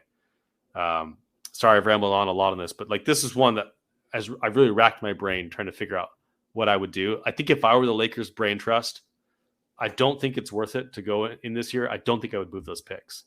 I would look on the trade market to move kind of the periphery and then get guys I can bring in that are under contract next year or bring in some shooting to maximize this year and then like just have a bunch of cap space next year and try and do something with it. So let me ask you this, because now that I'm thinking about it, we just talked about them for a little bit, both of them. Would you Clippers? Would you be into getting a Russell Westbrook who could kind of be that? Because I mean, he's getting to the rim. I mean, he's still able to get off the bounce to the rim. I mean, would you? Man, let me even see if this works. Like money wise, I'm not even sure what you would do here. Yeah, that is a lot of money. It's $47 million. Like you'd have to move. That's a lot of Powell, Marcus Morris, and Luke Kennard probably, or Robert Covington. Shooting. So I don't think I would. Like I can see the vision. Yeah, I can see the vision of it. But I just, like if Russ got traded and like waived, and then you could pick him up at the deadline, I think I would do that as the Clippers, because he does have that juice still, and I do think you've got the defense and shooting around that you're not relying on it all the time, but it would be kind of just be a boon to your, to just kind of juice your offensive system, like be some grease in the wheels. Yep. But yeah, I just don't think from a financial standpoint they can really do that right now. Yeah. Well, sorry, Clip fans. Well, it's an interesting idea. Yeah, I'm not sure if it's a good thing or a bad thing for Clippers fans to hear that they can't get Russell Westbrook. But yeah. Oh man, it's hilarious. All right, let's move right along. We're just over halfway, and we're already an hour and 15 into this. So let's do Memphis Grizzlies next. What do you got for the Memphis Grizzlies? Or did I ask you for the? Yeah, I already asked you for the Lakers, but you can go again. Go for 2 for 1. 2 for 1. Man, good question. Man, this is a very good one. This is a tough one here. Yeah. I want to say hold, but here's my thing. I like the Grizzlies a lot. But my problem is can can JJJ stay healthy? Um, because when he's healthy, I mean, he's different, and obviously when he's out of foul trouble. But I think just taking a look at their roster one more time here. Um, I think I hold. I do. I do. Desmond Bane's back healthy. I think you got enough shooting. Danny Green is chilling back there if you need a vet guy. I I think I hold. I think I hold. If anything, you buy, but I think I hold. Yeah. You know, before this season, I would have said just move Dylan Brooks. Like that would to me was like the obvious answer. Mm-hmm. And it still may be the answer. But he's been a force on defense. Yeah, man. You know, shot selection's not always there. But he's been really important to that team. Yep. Now, JJJ's like they were like the worst defense in the league when he wasn't playing, and now they're like one of the best, if not the best. I think they might be number one right now on defense. So he's a monster. He's I think the front runner for defensive player of the year. But they've got time. You know, like man, maybe even like Steven Adams, maybe shoot, like that's tough. That's tough. Man, I wonder if they could get Miles Turner. Whew. That'd be kind of fun. I do think they hold. Like I don't think that they're in any hurry to do it. Like they don't have to do anything this year. True. They're doing really well. I thought that the loss of Slow-Mo and Melton would really hurt them, and it just hasn't. Like they've just gone right along. Santi Aldama stepped in and was just like, sure, I got this. You know, like they've just moved right along. So their guys are getting better internally. So they don't have a lot of pressure right now. They're playing with house money. I think this year they're doing good. They are a good candidate for a consolidation trade for another star, but they're not in any hurry to do it. And I don't see a golden opportunity for them to do it this year. So I think I agree with you. I think they should hold. Man, yeah, I'm with you. Like I said, I believe they should hold. All right, the next one is the Miami Heat. Whew. The Miami Heat, I think, kind of have to buy. I'm not sure. I'm not sure they have much choice here. Yeah. Jimmy Butler's 33, and he's Yep. going to be paid handsomely for the next 4 years. Bam Adebayo is playing at just a really, really high level. Yes. Kyle Lowry. Yeah, and Duncan Robinson and Victor Oladipo, I think, are the candidates where if you could find upgrades at those spots, like you do it, you attach picks to it, you know, like to bring in some better talent. Like I think DeMar DeRozan would be really fun. I was just, yeah. Mm-hmm. You were just thinking that? I think DeMar DeRozan would be really fun. Would be really fun there. They would. I think you want to retain some shooting. Yeah. But man, like if you can move Duncan Robinson, Kyle Lowry for like DeMar DeRozan and like maybe Kobe White or I don't know, like maybe that doesn't help them that much. But they need to move. They need change. Like it's clear that they are not satisfied. They would love some more size. I think the loss of PJ Tucker, replacing him with Caleb Martin.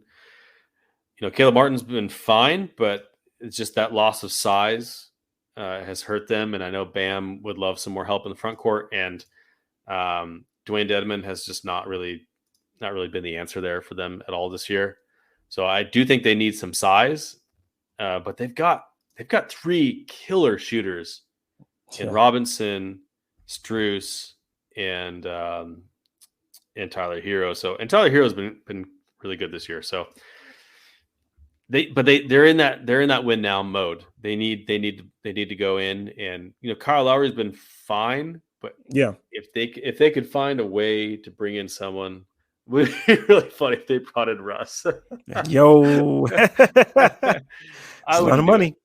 I wouldn't do it, but it's not worth it. But if they are a team that if I were the Heat, I would be heavily listening for an opportunity at the trade deadline to make something of this team, because they're older, they're injured a lot, but we've seen Jimmy Butler in the playoffs, and if you can give him a great roster in the playoffs that's healthy, watch out. Like I would not want to play the Miami Heat with a healthy Jimmy Butler and a roster around him that maximizes him. So I think I would buy if I was the Heat. Yeah, I think that's the easy one. One of the easier picks, I think, in the one of the teams we've talked about. I think they have to buy.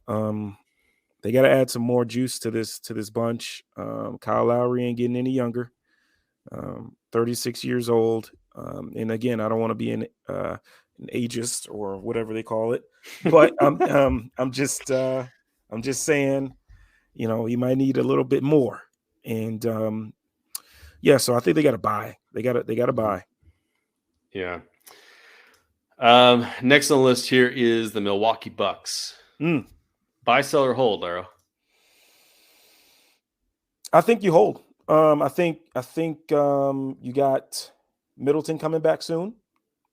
And I think you hold. I don't think they need to do much. I mean, their scheme they like to run defensively works out for them. They got Brook Lopez, who, if not the best rim protector this season in the league, he's right up there. I think you hold. I think they got nice pieces. Once they get Middleton back, I think things will definitely get better for them. Yeah, I think you hold. I think I agree with you. If they do make a move, it would be something smaller, maybe like that $10 million slot for someone like a Jay Crowder would really fit them. And I know they've been kind of interested in Jay Crowder this season, but I do think that they've had some wild, weird, and disappointing performances more recently. But Middleton being out, I think really, him coming back will really make that thing work a lot better. And as you said, Brook Lopez has just been a monster defensively this year. Yeah. And Joe Ingles, yes, is now back from injury. It's like the shortest ACL return I've ever seen. But he and Connaughton and Grayson Allen, Javon Carter, like Wes Matthews, they've got just about enough. If they could maybe just one more rotation player for that, for the playoffs, I think they'd be really solid. Do you think, again, another hypothetical, if you were in that front office, would you be interested in a guy like Eric Gordon? In theory, yes. Let's see. Gordon's making like 18 million. Let's see. Really? Golly, Eric, you're stealing money. No, I'm just kidding. Yeah, 19 and a half million. So you'd have to move Grayson Allen. I don't know. As much as I don't like Grayson, I think he works well with them. Yeah, I think it would be tough to get to that salary. Yeah, I think it'd be tough. Yeah. That one's tough. But yeah, I think they hold. I think they're in a pretty good spot. Yeah. The next one, the Minnesota Timberwolves, a team that is not in a great spot. Yeah. What do you think about the Timberwolves? Like, what do you think they should do? I'm selling. Or would that be buying? It's early, so buy. Are you bringing in more talent? I'm moving Rudy Gobert. I'm not gonna be Ryan Pace. I'm not gonna be Ryan Pace and continue to try to put band-aids over everything. But I'm moving Rudy Gobert, and I'm finding I'm getting talent in here. I just don't think it's gonna work. In my opinion, I don't think that's gonna work. I think that they probably need to lean more into Anthony Edwards. I've liked the type of uh, progression I've seen from him as a passer. Now that he's gotten a ton of reps with the ball in his hands. But yeah, I think I'm, as crazy as it sounds, I'm moving Rudy. If I can find a suitor, like I'm moving Rudy and I'm getting this, and this, and you got yourself one of the best rim protectors in the league. I just don't think it's going to work. I think there's already been rumblings. Nas Reed said some things like they know that what the problem is inside. They know what the problem is with them, and I mean it's pretty much alluded to Rudy. So the, here's the deal.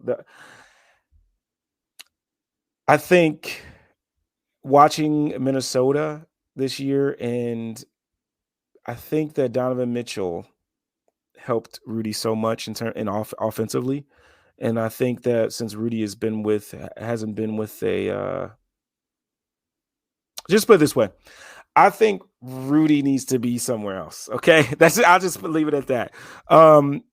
Yes, he's a really good defender, but I think if you can find a suitor that can bring you in a young big, maybe some more shooting, pick, who knows? I don't know. You got to move. I would move Rudy and get this locker room back intact and get these guys going the right way. Here's the thing, though. In theory, it makes sense, but from an asset standpoint or from a trade standpoint, like who, man, because you're taking a big loss on this trade, no matter what. If you're the Minnesota Timberwolves, you think it's still worth it to move Rudy? Like, do you think that the locker room? Do you think it's going to tank your team from a culture standpoint to leave him in Minnesota?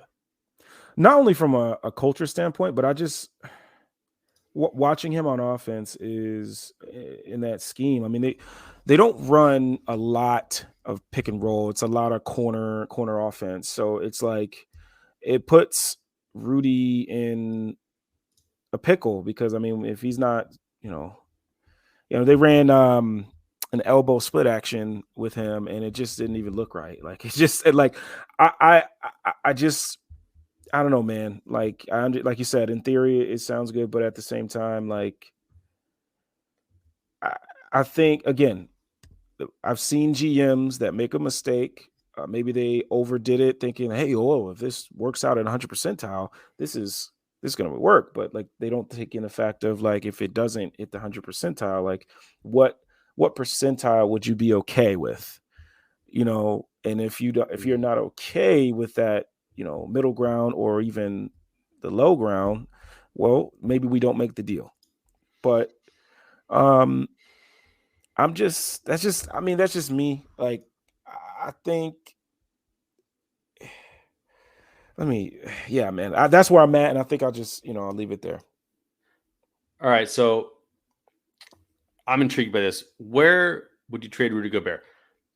My first thought is Chicago Bulls, right?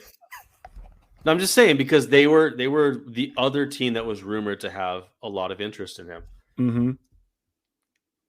Here's the problem: is making the money work. Now you could trade Rudy Gobert in return for Lonzo Ball and Nikola Vucevic, and that would basically bring you within a couple $1 million each way. Would you do that trade? I mean, the problem is if you're doing that as the Timberwolves, you want assets in addition to Lonzo Ball and Vooch, right? Because Lonzo Ball's out, and who knows what condition he's going to be in. And Vooch is on an expiring contract. And Vooch and Cat are not going to work defensively together.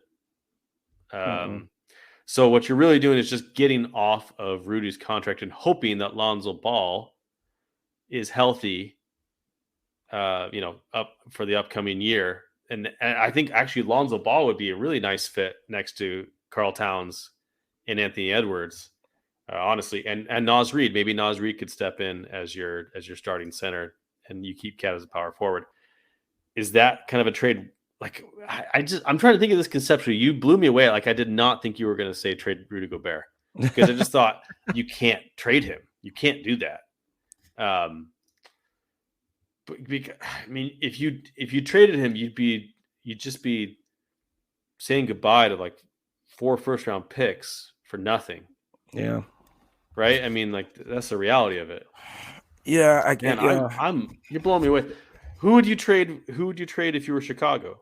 Like, I'm not trading Patrick Williams for him. I'm not trading. I mean, you could trade Kobe White, but like, I'm not sure Kobe White helps the Timberwolves. And you're still, I mean, you kind of have to trade. Like, Lonzo Ball is the only guy that gets you there money wise, unless you're trading Caruso, Williams, and Kobe White, which I just don't think is worth it. Because you're like, hey, like 2 of our better defenders and 2 of our better shooters. Like, it's, you know what I Yeah. mean? Yeah. I just don't know what you do with that. I don't know, man. I You know That's a what? good question. I didn't think too deep Well, into it, but that I've been like in terms of like Bulls wise, but man. like I just like especially like right now, like I feel like I need more time, but Man, this we is got more teams. you completely throw me off the rails here. I'm flabbergasted. Let's put this on the shelf for a second. I would sell if I were the Timberwolves.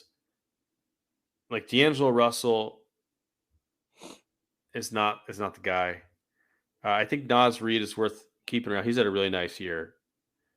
I would think I would see quietly. I would quietly see what Karl Anthony Towns' market looks like.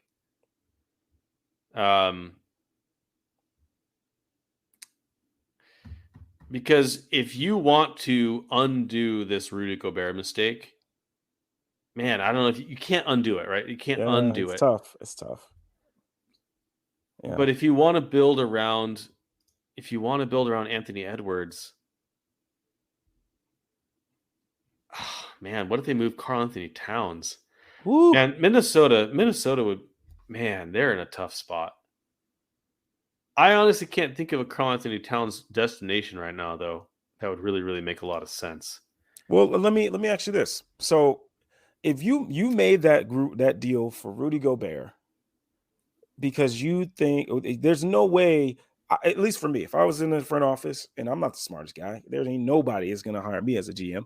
Okay, but if I was, I don't make this deal just to be a first round exit or fighting for a play in, or there's no way I do this for that. Like if I'm moving to get Rudy Gobert to pair with Karl Anthony Towns, and I need to compete, and I'm not saying you need to win a championship, but I'm saying you got to be second round, pushing a team. Like I can't give up that many first round picks and say, it's okay. We'll figure it out. It isn't like he's 28, or I'm sorry, 27, 26. He's 30. So it's like, and how long can Yeah. this big guy be this good of a defender for? You know what I mean? Like, so I don't know. That's just my thinking of it. Like, I just, maybe you're right. Maybe, but that's crazy. Like, this is crazy. Like, Yeah, they're in a tough spot because if they move Rudy, which might be the best move, as you said, culture wise, fit wise, all that kind of stuff. Like, it would make the most sense for their franchise, financials aside. But the financials are damning, right? Like, yeah. it's they traded a lot to get him in the building in the first place, and it has not gone well. And as you said, you don't do that type of move unless you have plans to make a deep or a semi-deep playoff run. They wanted to accelerate the timeline around Anthony Edwards. Anthony Edwards has not been thrilled. Karl Anthony Towns has been injured. Like, they're just kind of floating in the middle right Yep. now, and which is a terrible spot to be when you spent that kind of capital. I mean, I would really, man, if they just want to get out from under that money and just like admit the mistake, I kind of wouldn't mind that Bulls Timberwolves trade. but the problem is I think the Bulls would have to. I think they'd have to add they'd have to add some picks, and I just don't think the Bulls are really in a great spot to add picks. But Yeah. it would be really intriguing to watch a Rudy Gobert rim protector on that Bulls team. Um, Man, that's a tough one. That one, I mean, I know we're going to get into the Timberwolves another week, and I'm really excited because that team blows my mind a little bit, and I really want to get someone in that has a really nice, like a really good read on the Hmm. pulse of that Yeah. team because I can't wrap my mind around them as much as I'd like to. So, um, let's move on to the next one, which is the New Orleans Pelicans. Mm. Uh, Man, the Pelicans are in a great spot on the other Yeah. hand because they have a really, really great team and they have just a boatload of picks that they could move if they needed to. I kind of feel like they're in the same spot as the Grizzlies where they can mostly hold and feel pretty good about it. But they're also in a position to really jump on a deal if one comes around. Especially kind of in the bench. Like Valanciunas has been great. Like McCollum, Ingram, Valanciunas, Herb Jones, Zion Williamson. It's just a great. It's been a good kind of starting five, or that 5-man group has been really nice for them. Um, at least in theory. I know they haven't all been on the floor very much, but Larry Nance is great. We love Larry Nance. Dyson Daniels has been, and Trey Murphy have been really, really good. Najee Marshall has had some really nice moments, but I think they need more, but they don't need to be in a hurry to get it right now. Yeah. I don't know. I kind of feel like they're in the same spot as the Memphis Grizzlies, where they've got this up and coming talent.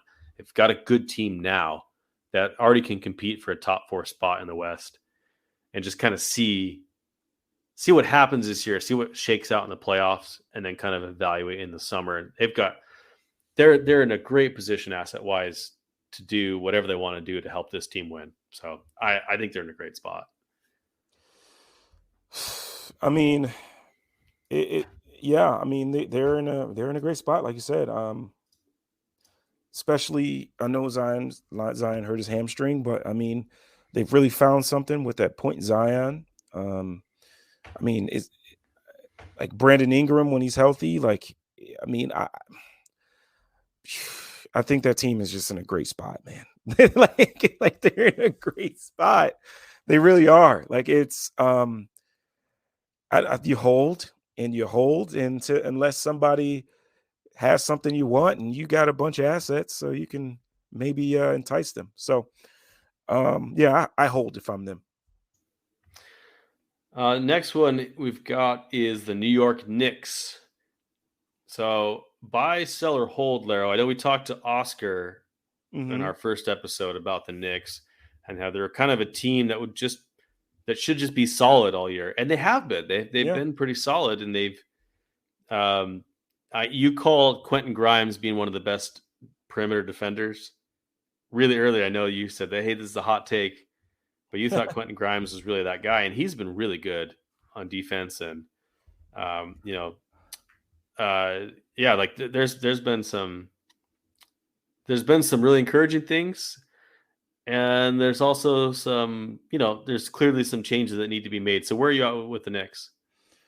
um I think you gotta buy. I'm maybe moving Hartenstein. I'm trying to find some way to get Obi more minutes, more consistent minutes. I think you got to move Hartenstein. You got to move him and get him to a spot that he can be used the right way. Um, and maybe, like I said, I think I would have to look up the numbers, but I don't remember what the numbers were when Obi and Julius Randle went on the floor together. Um, but I know that was something that you were interested in as well this season, seeing how that would work, because I think you could get away with that tandem on the floor because Obi brings the shooting and obviously Julius can.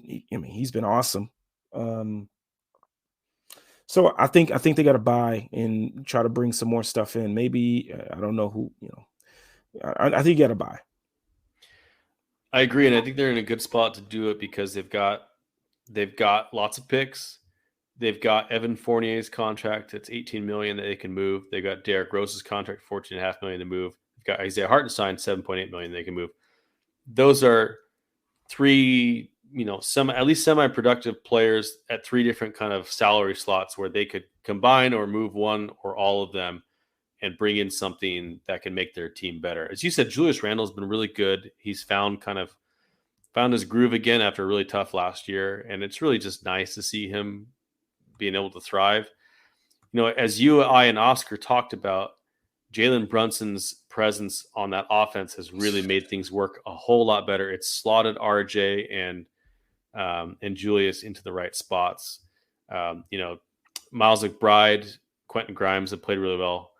I don't know why they would be willing to move IQ, Emmanuel Quickly, because Quickly's been really, really nice, and whenever he started, he's been producing. So he's a really nice young guy. If they move him, there's a lot of teams that should be hopping all over that. I know they're also trying to move Cam Reddish for a couple second-round picks, was just reported.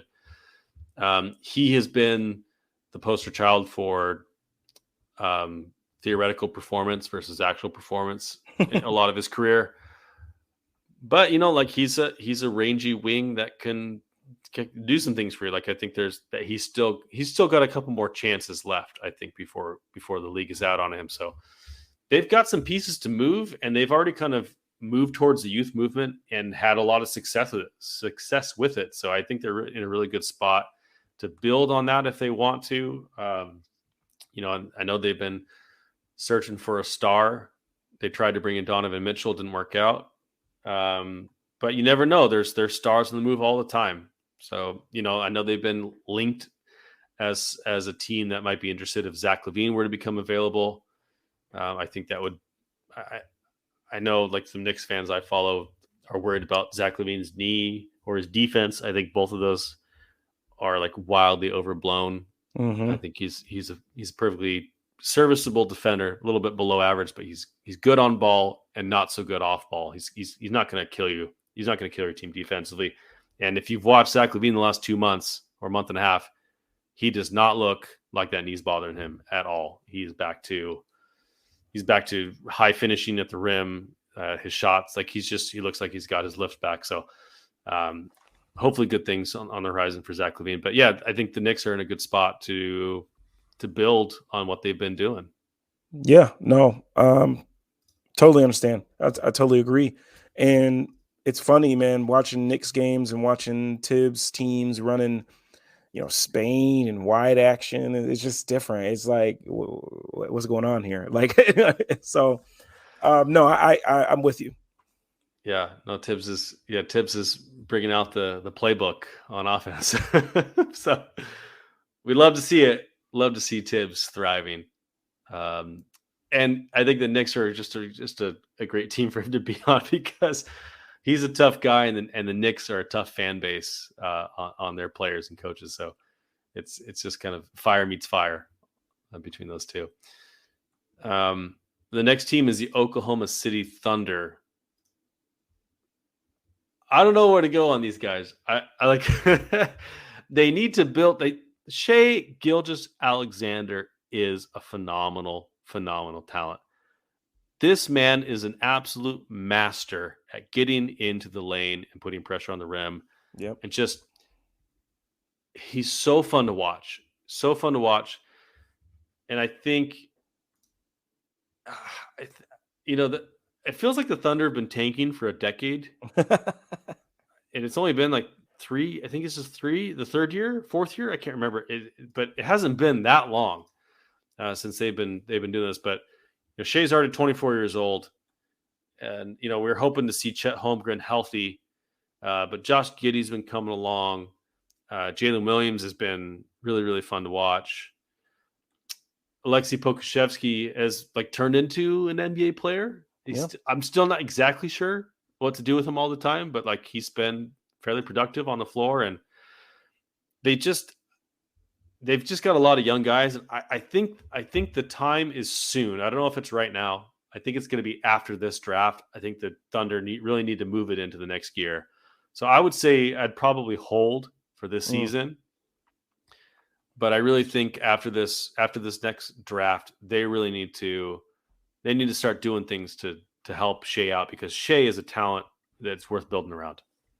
Yeah, it, it it's tough because like you wish Chet didn't get injured because it would have been nice to have this year to see how they could look together.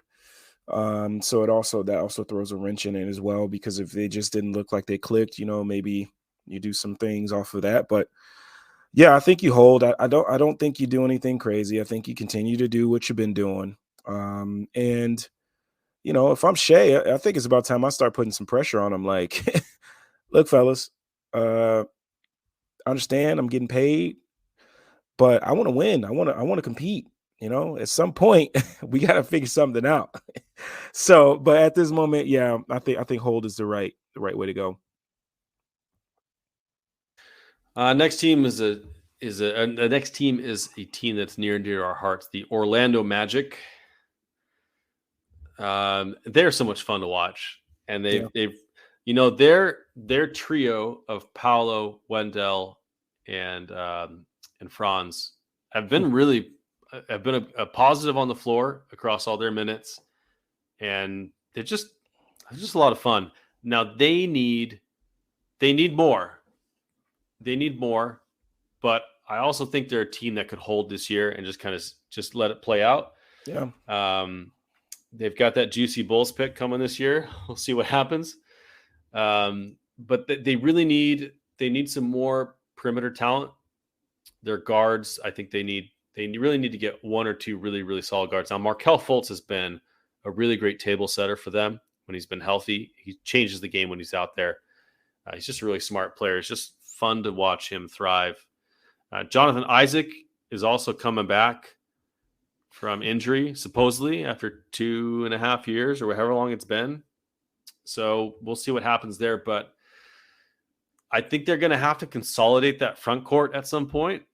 I know they got Mo Bamba sitting out there. They got Bol. They got Wendell. They've got Mo Wagner. They've got a whole lot of bigs. They got Chumo Okeke. Sorry, Okeke. Man, they've got a lot of guys there, kind of at that forward center spot. If they could just convert some of that into a table setter for the whole squad, they're in a really good spot.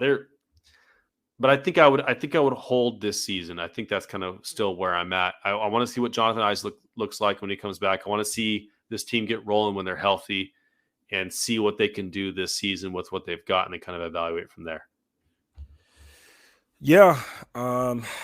I think you hold. I was looking at the roster and I'm just looking at guys that maybe they could move, but at the same time, it's like, what are you going to get that, like you might as well just, what is, excuse me, what is moving, Terrence Ross going to do? Gary Harris is playing pretty well, since he's been back. He's shooting 40% since he came back. So it's like, you might as well, excuse me, you might as well just stay right where you're at, and just see where you're going. I mean, it's unbelievable, honestly, the talent that this team has. I mean, to Jonathan Isaac, he's crazy, okay, but the brother he can defend. And you talk about putting a front court together at some point where it could be Wendell at your center and Isaac at your four, Powell at your three, or however you want to do it, Wagner at your two. I don't even know what you want to do, but you can do it. You can do it. You can do a bunch of stuff with this roster. They're so skilled. Jalen Suggs, the guy is a winner. He's such a good defender. Like, he's turned into a pretty good defender. The biggest thing for him right now, and you know me, I was a big Jalen Suggs guy coming out. I thought he's the best Jalen in the draft out of Jalen Johnson and Jalen Green. But obviously Jalen Green can score. But I just think, when it comes to winning, a player that you can stick on the floor that can guard a couple different positions, he can handle the ball for you. He's shown a little bit. But the biggest thing for Jalen, he has to get a pull-up game. if he can add a pull-up three to his game, it's going to open up so many things, not only for him, but also for that Magic team. So I'll be looking for Jalen to, get some threes up and really work on that pull-up. Yeah. They're in a good spot. They have a lot of good players. That's a good problem to have. It's a good problem to have. So yeah. the next team is the Philadelphia 76ers. Ooh. This one's a tough one too. I mean, they have to go all in around Joel Embiid. Yep. They kind of have. They did that this season. They James Harden. They got James Harden to modify his contract to allow PJ Tucker and Daniel House to come in. George Niang has been really, really good for them. Tyrese Maxey continues to get better. I will say I think they should buy, but I don't think they have to do a lot. I think maybe that backup center spot. I know B-Ball Paul and Montrez have been kind of doing some stuff there, but I know they miss. I've been seeing a lot of Andre Drummond's face around the trade rumor mill for Philadelphia fans. So I think they need a little bit more help up front at the backup center. But man, they've got a nice rotation. I think they're in a pretty good spot. James Harden's kind of found his rhythm where he's not all the way back physically. Like he doesn't have that burst getting downhill, but he's developed his kind of mid-range. Like he's gotten a little craftier in the mid-range and gotten that mid-range shot off a little bit more. And he's just, he's still strong as heck. Yeah. So, as long as Joel Embiid is healthy, which is always a concern. Yeah. I think they're as good as they're going to be this year. Like my one place where I could maybe see an improvement is moving Tobias Harris for something, but I'm not seeing anything immediately that's kind of striking my interest there. But yeah, he's kind of settled into a pretty nice role there overall. I mean, I'm sure there's still quibbles, but I think I'm holding or buying just kind of at that backup center spot. I think if Joel Embiid is healthy, like you said, like I think you're good. I think James Harden, Tobias Harris, Joel Embiid, Tyrese Maxey, they can generate enough offense for you. And I think that PJ Tucker, DeAnthony Melton, who's also been shooting the three pretty well, Furkan shooter, Matisse Thybulle, he can come in and guard the other team's best player and get some good minutes. Daniel House, a two-way guy in terms of 3-and-D. Niang, a shooter.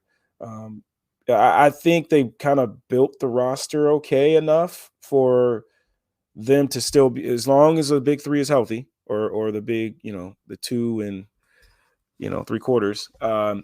Like it's like I think I'd hold. I think I would, but again, like you said, if there's a team out there that has a good offer for Tobias and you getting something that can truly help that roster, maybe you do it. But I think this team with Joel Embiid healthy, healthy, because you got to think about it in certain ways. Like defensively, as a coach, you got to send a double to Joel Embiid, and if you stick PJ Tucker into a corner, where are you going to send the help from? Because if from the shot chart, the only place PJ Tucker is shooting threes is from the corner. Okay, and that's not even a joke. That's serious. Like he's not even shooting above the break at all. So it's like, having a PJ Tucker helps you defensively as well, and he's a really timely rebounder. And big moments, he just seems to always get the board or tip it out to a teammate. But I think that they should hold. And I think they'll be super competitive as long as James Harden is healthy and Joel Embiid is healthy. All right, this next one is going to be fun. I'm going to pass this one off to you. The Phoenix Suns. Buy, sell, or hold on the Phoenix Suns. All right. So, okay, Chris Paul, $28 million, 3 years. Okay, so let's have a little fun with this. Okay. I'm buying, moving Jay Crowder. You want to be here? Get out of here. Fine. Get out of here. Okay. DeAndre Ayton, I will make him available. I will make him available. You don't want to be here? Okay, fine. Let's make him available. So I will buy and move an Aiton to see what we can get back. I'll maybe package DeAndre Ayton and Jay Crowder or whatever, and bring some more stuff back. Maybe you get a younger big. I mean, he's young, so maybe you get a big back that can stretch the floor, or maybe I don't know. But I'm moving Aiton and I'm moving Crowder. That there we go. That's what I'll say. May sound crazy. It probably is crazy, but let's have a little fun. I don't think you're crazy for that take. They need something. I mean, they've fallen off a cliff without Booker, although they just beat the Warriors tonight at home, or at the Warriors' home, which has been a rare occasion for the Warriors to lose. What about Cam Johnson? 1 year left on his deal.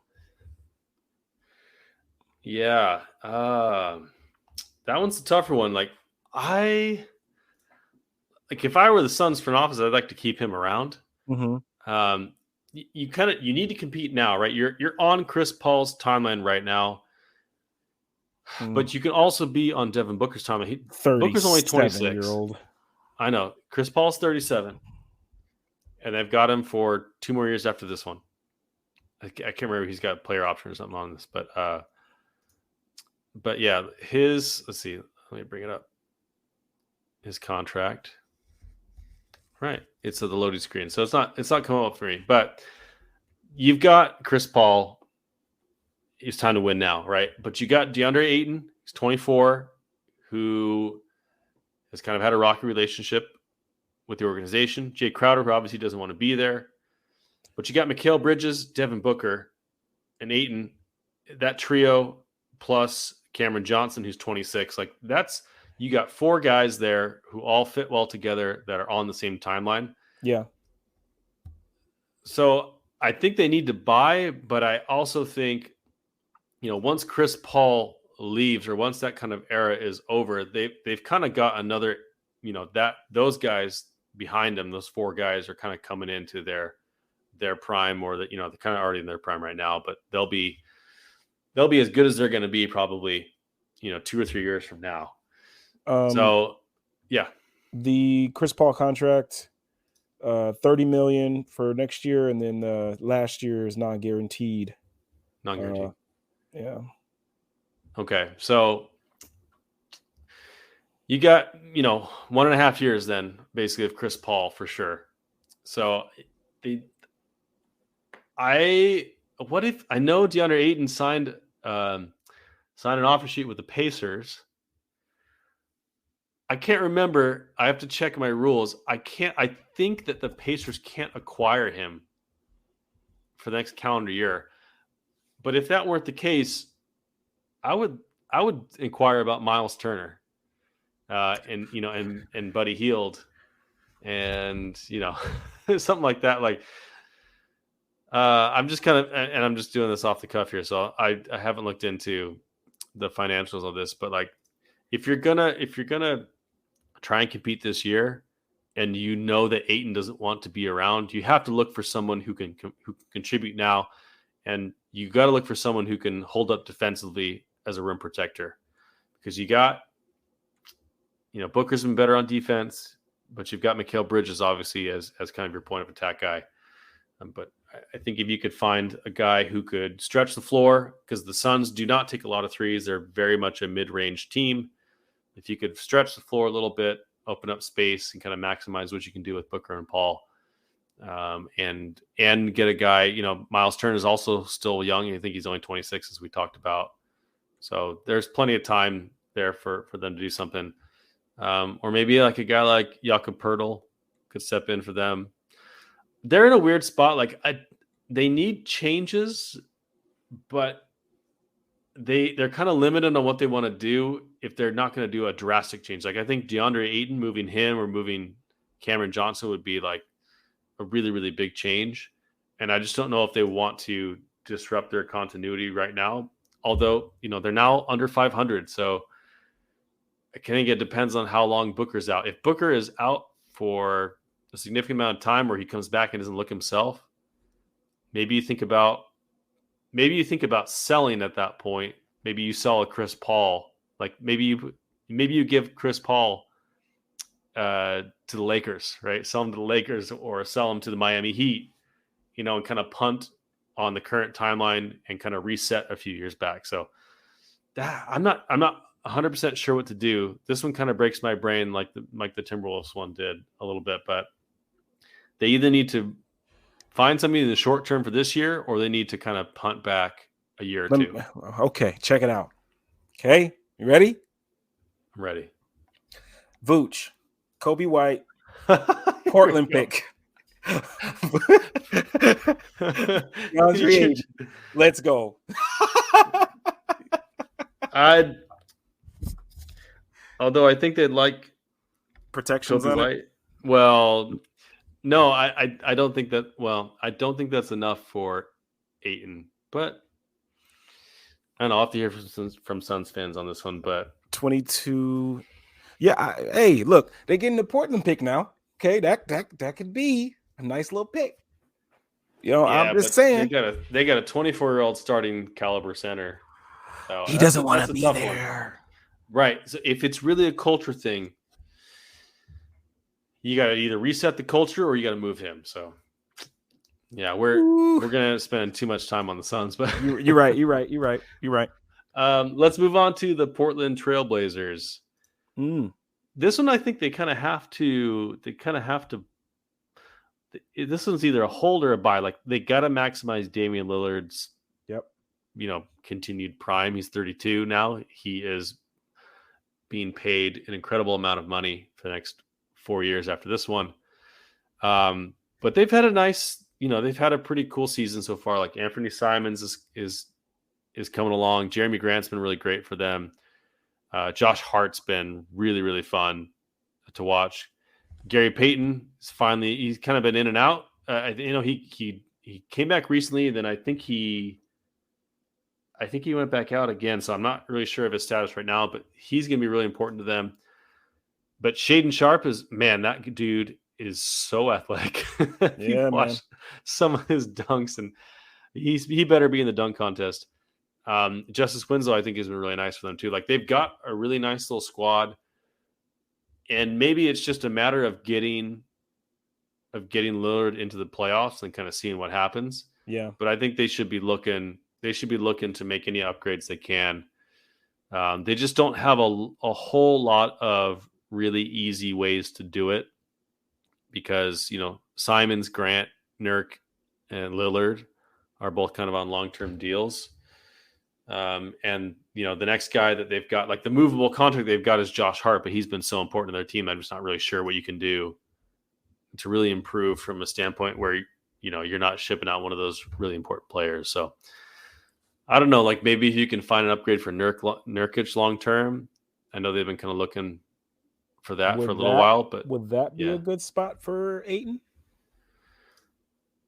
Yeah, I think the problem is making the money work. You gotta get to it's always 30 my million. problem. I know that's like on paper, I think that would be a really fun place for him to be, but ideally they would bring someone that can really anchor that defense. Like I think Miles Turner would be another great guy, or a Jakob Poeltl.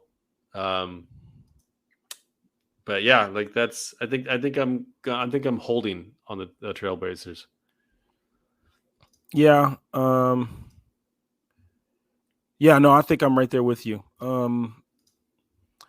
mean, the team's going to compete, man, and you never know you never know with Damian Lillard, man, once he gets in there, and I think Nurkic is a pretty good center. I just think that he's been serviceable. Yeah. It's just like you said. I think it might be time for an upgrade there. So I think you hold unless there's something that pops out at you. So yeah, I think you hold. All right, tell me what you think about the next team, the Sacramento Kings, Ooh. the Beam team. Where are you at with the Kings? Man, I am what's the right word for me? I'm a huge fan. I'm a huge fan of this team. I think this team is going to get in the playoffs, and they're going to be hard to get out. They're going to compete. Um, I think if you can move, I think I would buy, and I think I would move maybe. Let me take a look at these minutes. But I think I would move Rashawn Holmes. Let me see. Come on, Larry. Yeah, I think yeah, I think Rashawn Holmes, I think I would move him. I think he would have some takers and just try to I would try to bring something else, because right now, I mean, the way they want to play, he just doesn't fit. I mean, he doesn't fit the free flowing, you know, all the shooting, the Golden State Warrior type basketball with a 0.5. Either you touch it. I'm sorry. Either you pass it, either you shoot it, or you drive it. And the guy that really truly fits it in the front court is Sabonis, who's having a great year. So if you could get, I mean, maybe that's another place for Hardenstein or something like that. Maybe you go get another backup big that can do some of the things, maybe not as well as Sabonis, but maybe you go get somebody that can do some of those things. And I don't know. I think you buy, and maybe you move a Rashawn Holmes or somebody like that. Yeah, I think that, the Kings, they want to play. Yeah, I think their style of play doesn't fit Rashawn Holmes. But I think Rashawn Holmes is a good player. Like, he's shown to be a really, really quality player. Mm-hmm. He's got that little push shot in the lane. I think he'd be really fun. Like, he might be a candidate for, like, for example, like Philadelphia. Like, I think he'd be a nice little backup big for Philly. Going back there, huh? Yep.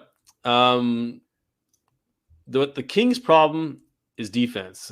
And I don't know what they do about defense, because you got Sabonis at the back line there, and he hasn't been super great. And then Harrison Barnes kind of had a down year this year, and which is he's coming up. This is his contract year. But man, if you could bring someone in that would be an upgrade to Harrison Barnes defensively, like maybe a PJ Washington could come in, or maybe you just go all in and you go like John Collins or something. At the 4 there. Have a sweeper. I don't know, like him. Yeah. I don't know. Like, they need something. They need more juice on the defensive end. I just don't know exactly where they're going to get it. Like, Keegan Murray could get there, but he's it's tough to rely on him as a rookie. But like, Harrison Barnes has always been kind of like fine defensively.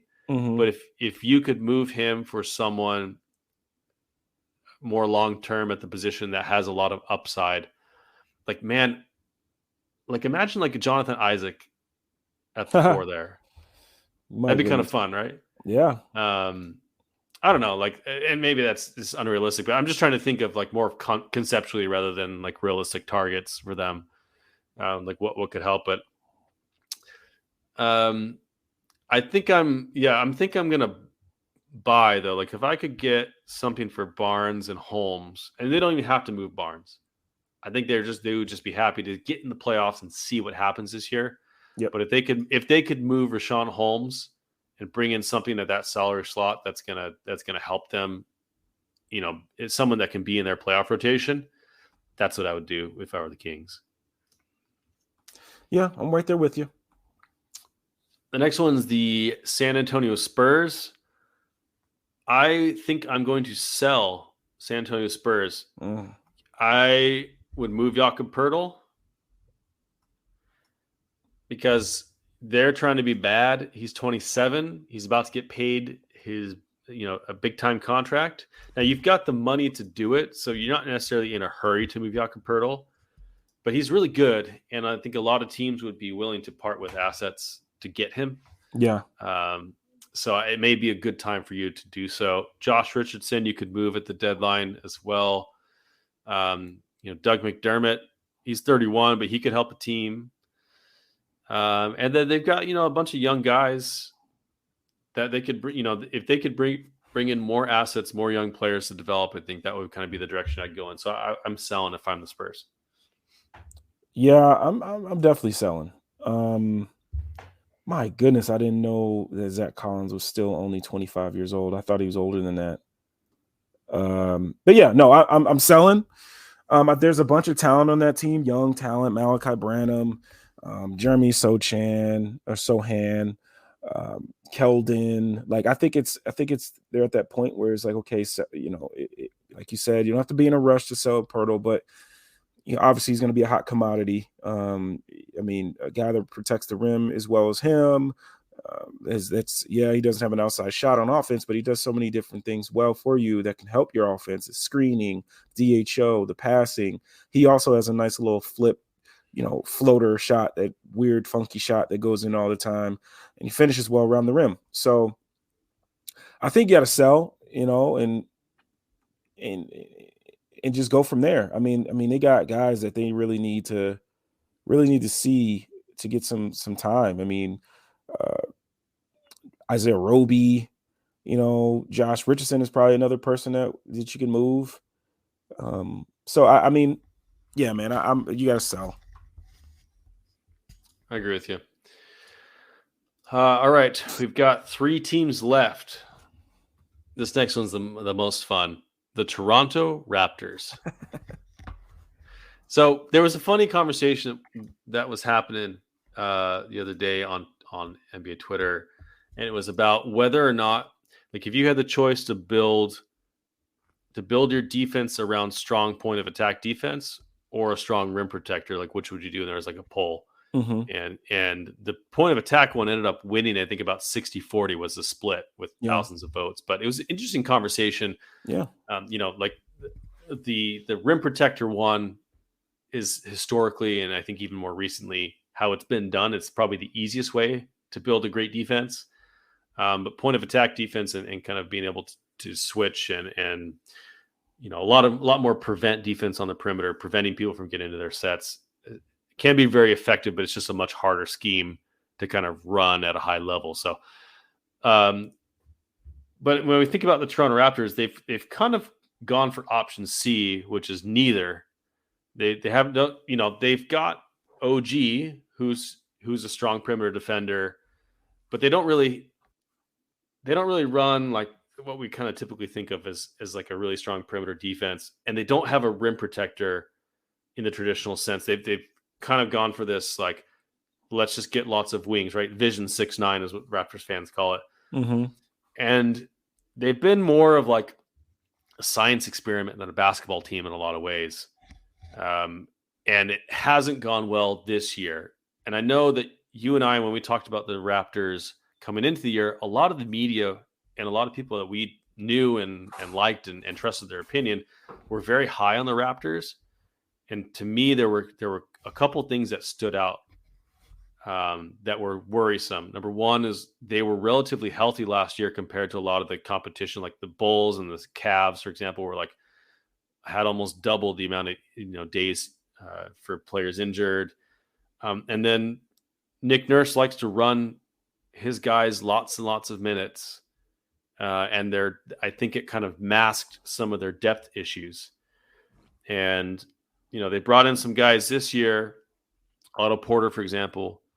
They just, who just decided to go for season-ending surgery, but their depth has been an issue, and their guys just kind of feel run down, and their guys have been a little bit more in and out of the lineup this year, and they're really feeling that kind of lack of shooting, the lack of rim protection, and so they're in a weird spot this year. So I know it's a very long preamble, but given all that, like, what do you think? What do you think they should do? Should they buy, sell, hold? Like, what's the path for the Raptors this season? Man, it's a tough one. Because I mean, what are you gonna do? You gonna sell Pascal Siakam? Are you gonna sell Fred Van Vliet? Um, you know, I just think maybe I know, and it's tough because he is one of the best perimeter defenders in the game. But like maybe I know there would be a big market for OG, so maybe you float that around. But I just don't know the right answer to this. Like my mind tells me to hold, but if you hold, I just don't think the patience will end up being a good idea. I just think this is tough, man. Maybe you maybe maybe you buy. No, I think I'm gonna go with hold because I don't know what you do. I just truly don't. I don't know what the right move will be. Maybe it's Gary Trent being moved. I don't know. I hold. I did listen to Fred Van Vliet, and he said that it is a new way that they're trying to play the game, and it's taking some time. But he says to believe that they're going to do what they did last year and just go on a little run towards the end of the year and maybe sneak in. So who knows? But I'm gonna. Maybe I hold. I think I hold. I think I hold. Gosh, I don't feel confident about it though. It's they're in a position to they've got tradable assets. You said like Pascal would have an incredible amount of interest around the league, but he's also your best player by far. Like he's played for stretches this year like a top 10 player in the league, and I think he's pretty comfortably a top 20 player. Yeah. And he gets better every year. I don't think he's not the problem. And then OG, obviously, like every team in the league could use an OG Anunoby on their team. Yeah. I think Gary Trent has been really productive for them. Preston Achua has been productive for them. Fred Van Vliet has had a down shooting year, but he's been historically really important to their team. A lot of intangible stuff that he brings to the table that doesn't always show up on the stat sheet, but like all the advanced metrics have loved him, basically since he's been there. So it's hard because it's a good team that just doesn't quite, all the pieces don't fit together, to really raise their ceiling to what you want. So you have to make hard choices. Yeah. And as you said, Larro, it's difficult. I almost want to say the one thing you can't do is hold, but I'm not even sure about that. Because if you hold this year, for example, you may be bad enough to get a good pick in this draft that can change your fortunes, right? If you get lucky and you bring in a Scoot Henderson or an Amen Thompson, that can really be the driver of your offense. That's, because one of the major things they're missing is someone who could get them set up all the time. Yeah. They need the shooting, they need the perimeter play, and then they need rim protection. They need a kind of more traditional center.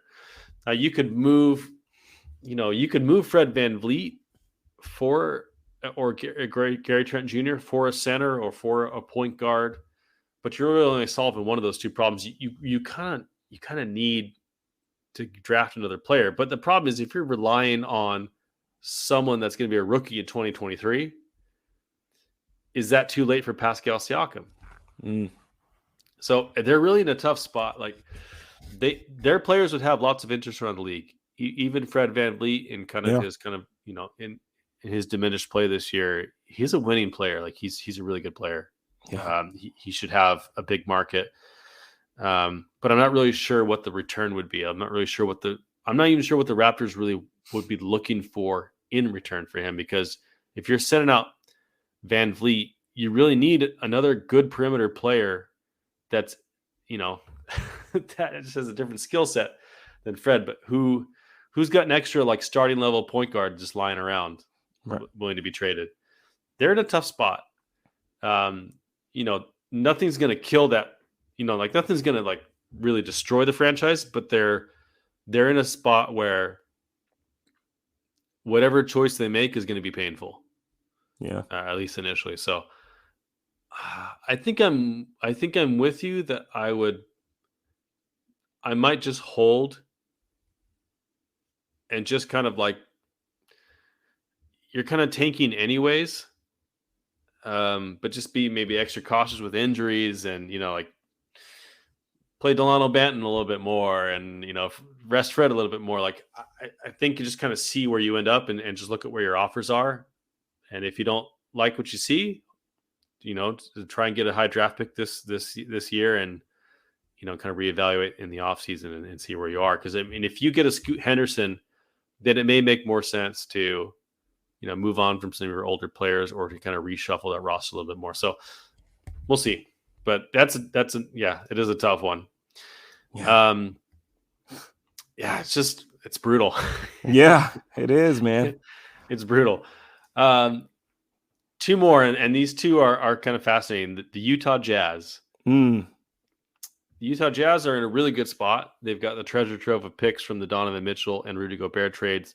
They've got a prime, most improved player candidate in Lauri Markkanen, who's having a career year.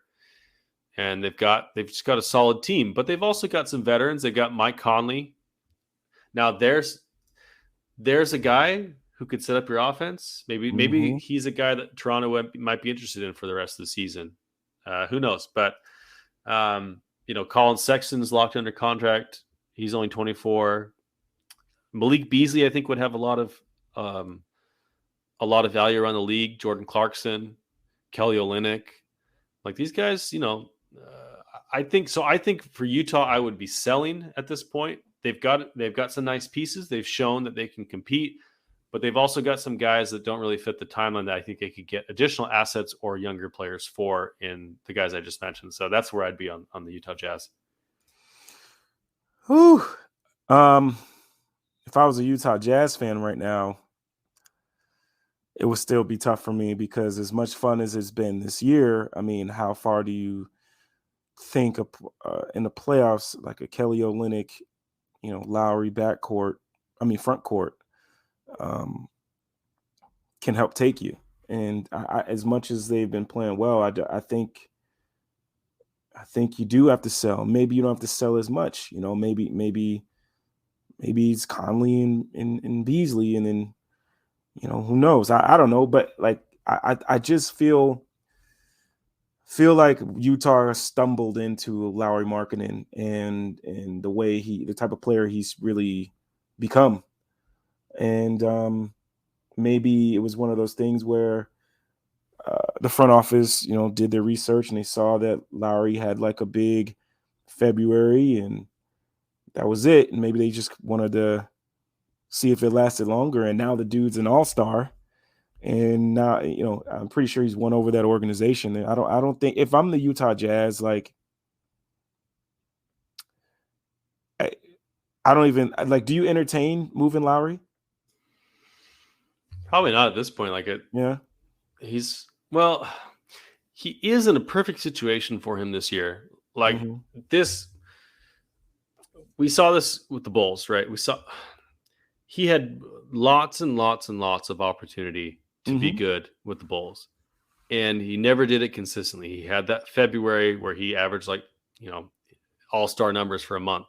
And it was really promising. But, he also didn't have a point guard to set him up. He didn't have all the spacing that Utah has. He didn't have a coach that kind of let him have freedom. He had Jim Boylan.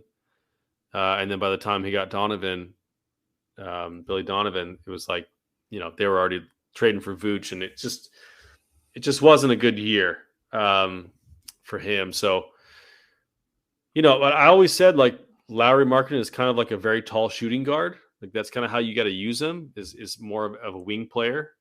And, to their credit, Cleveland Cavaliers and the Jazz have kind of done that. But you watch Lauri now, and he's just a completely confident player in what he's doing. He's just yamming on folks all the time. He's hunting mismatches for the first time consistently, like just all the things that we wanted him to do when he was a Chicago Bull. He started doing it. And sometimes it just takes time. So, is this the peak of Lauri Markkanen, or is this, him finally blossoming into the player that he wants to be? I think if you're the Utah Jazz, you can afford to wait and see. and just kind of see how he plays out. So I would probably not move him or really entertain offers unless it's like, I don't know, like I don't see an offer that comes in that's gonna blow me away for Lauri Markkinen right now. Yeah, no, you're right. Yeah, so yeah, I'm probably sell. I probably move some pieces and just say, hey, Lowry, I know you probably want to compete, but I mean, we got some picks, and you keep being that player you've been. We're gonna build around you. You're gonna be a part of this core. So yeah, I think I sell. I think I sell. All right, the last team on our list of 30 teams. We did it. It only took an hour longer than I thought. But the Washington Wizards. So the Washington Wizards, I have been screaming to sell for as long as I can remember. Every time they go to sign Bradley Beal to a new deal, I think they should trade him. And I think at this point, it's probably too late to trade Bradley Beal. Yeah, and they're kind of stuck. And Kristaps Porzingis has been really nice for them this year. Kyle Kuzma, obviously, he's coming along. I just think they're kind of in purgatory because of Bradley Beal's deal. I just don't know what they're gonna do with him. Like, I know he's only 29, which sounds wild. Like, he seems like he's 35 at this point, with how long they've had him. But the deal is huge. They've got some decent guys, like Danny Avdia is coming along defensively, and he's doing well. DeLon Wright is a great backup point guard. Monte Morris and Will Barton coming from Denver this year.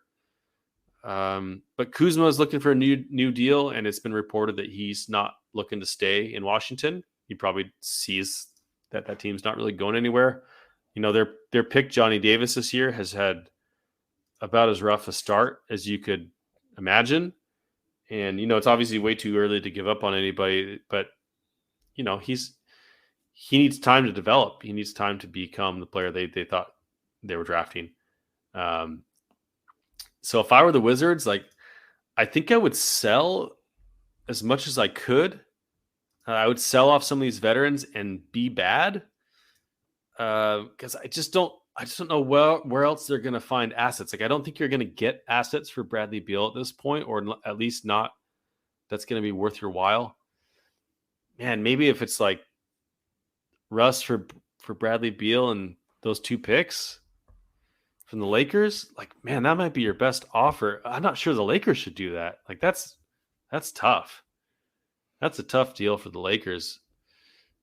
Man, that contract is high. And hopefully it looks better in the next couple of years as the cap rises. But I think I'm going to sell on the Wizards for the 15th year in a row.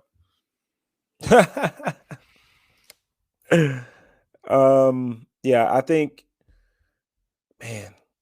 you sell. I mean, this team, man, they just, you almost feel bad for Wes Unseld in a way. But yeah, I think you sell. KP's having a good year. He's having a real good year, good bounce back year.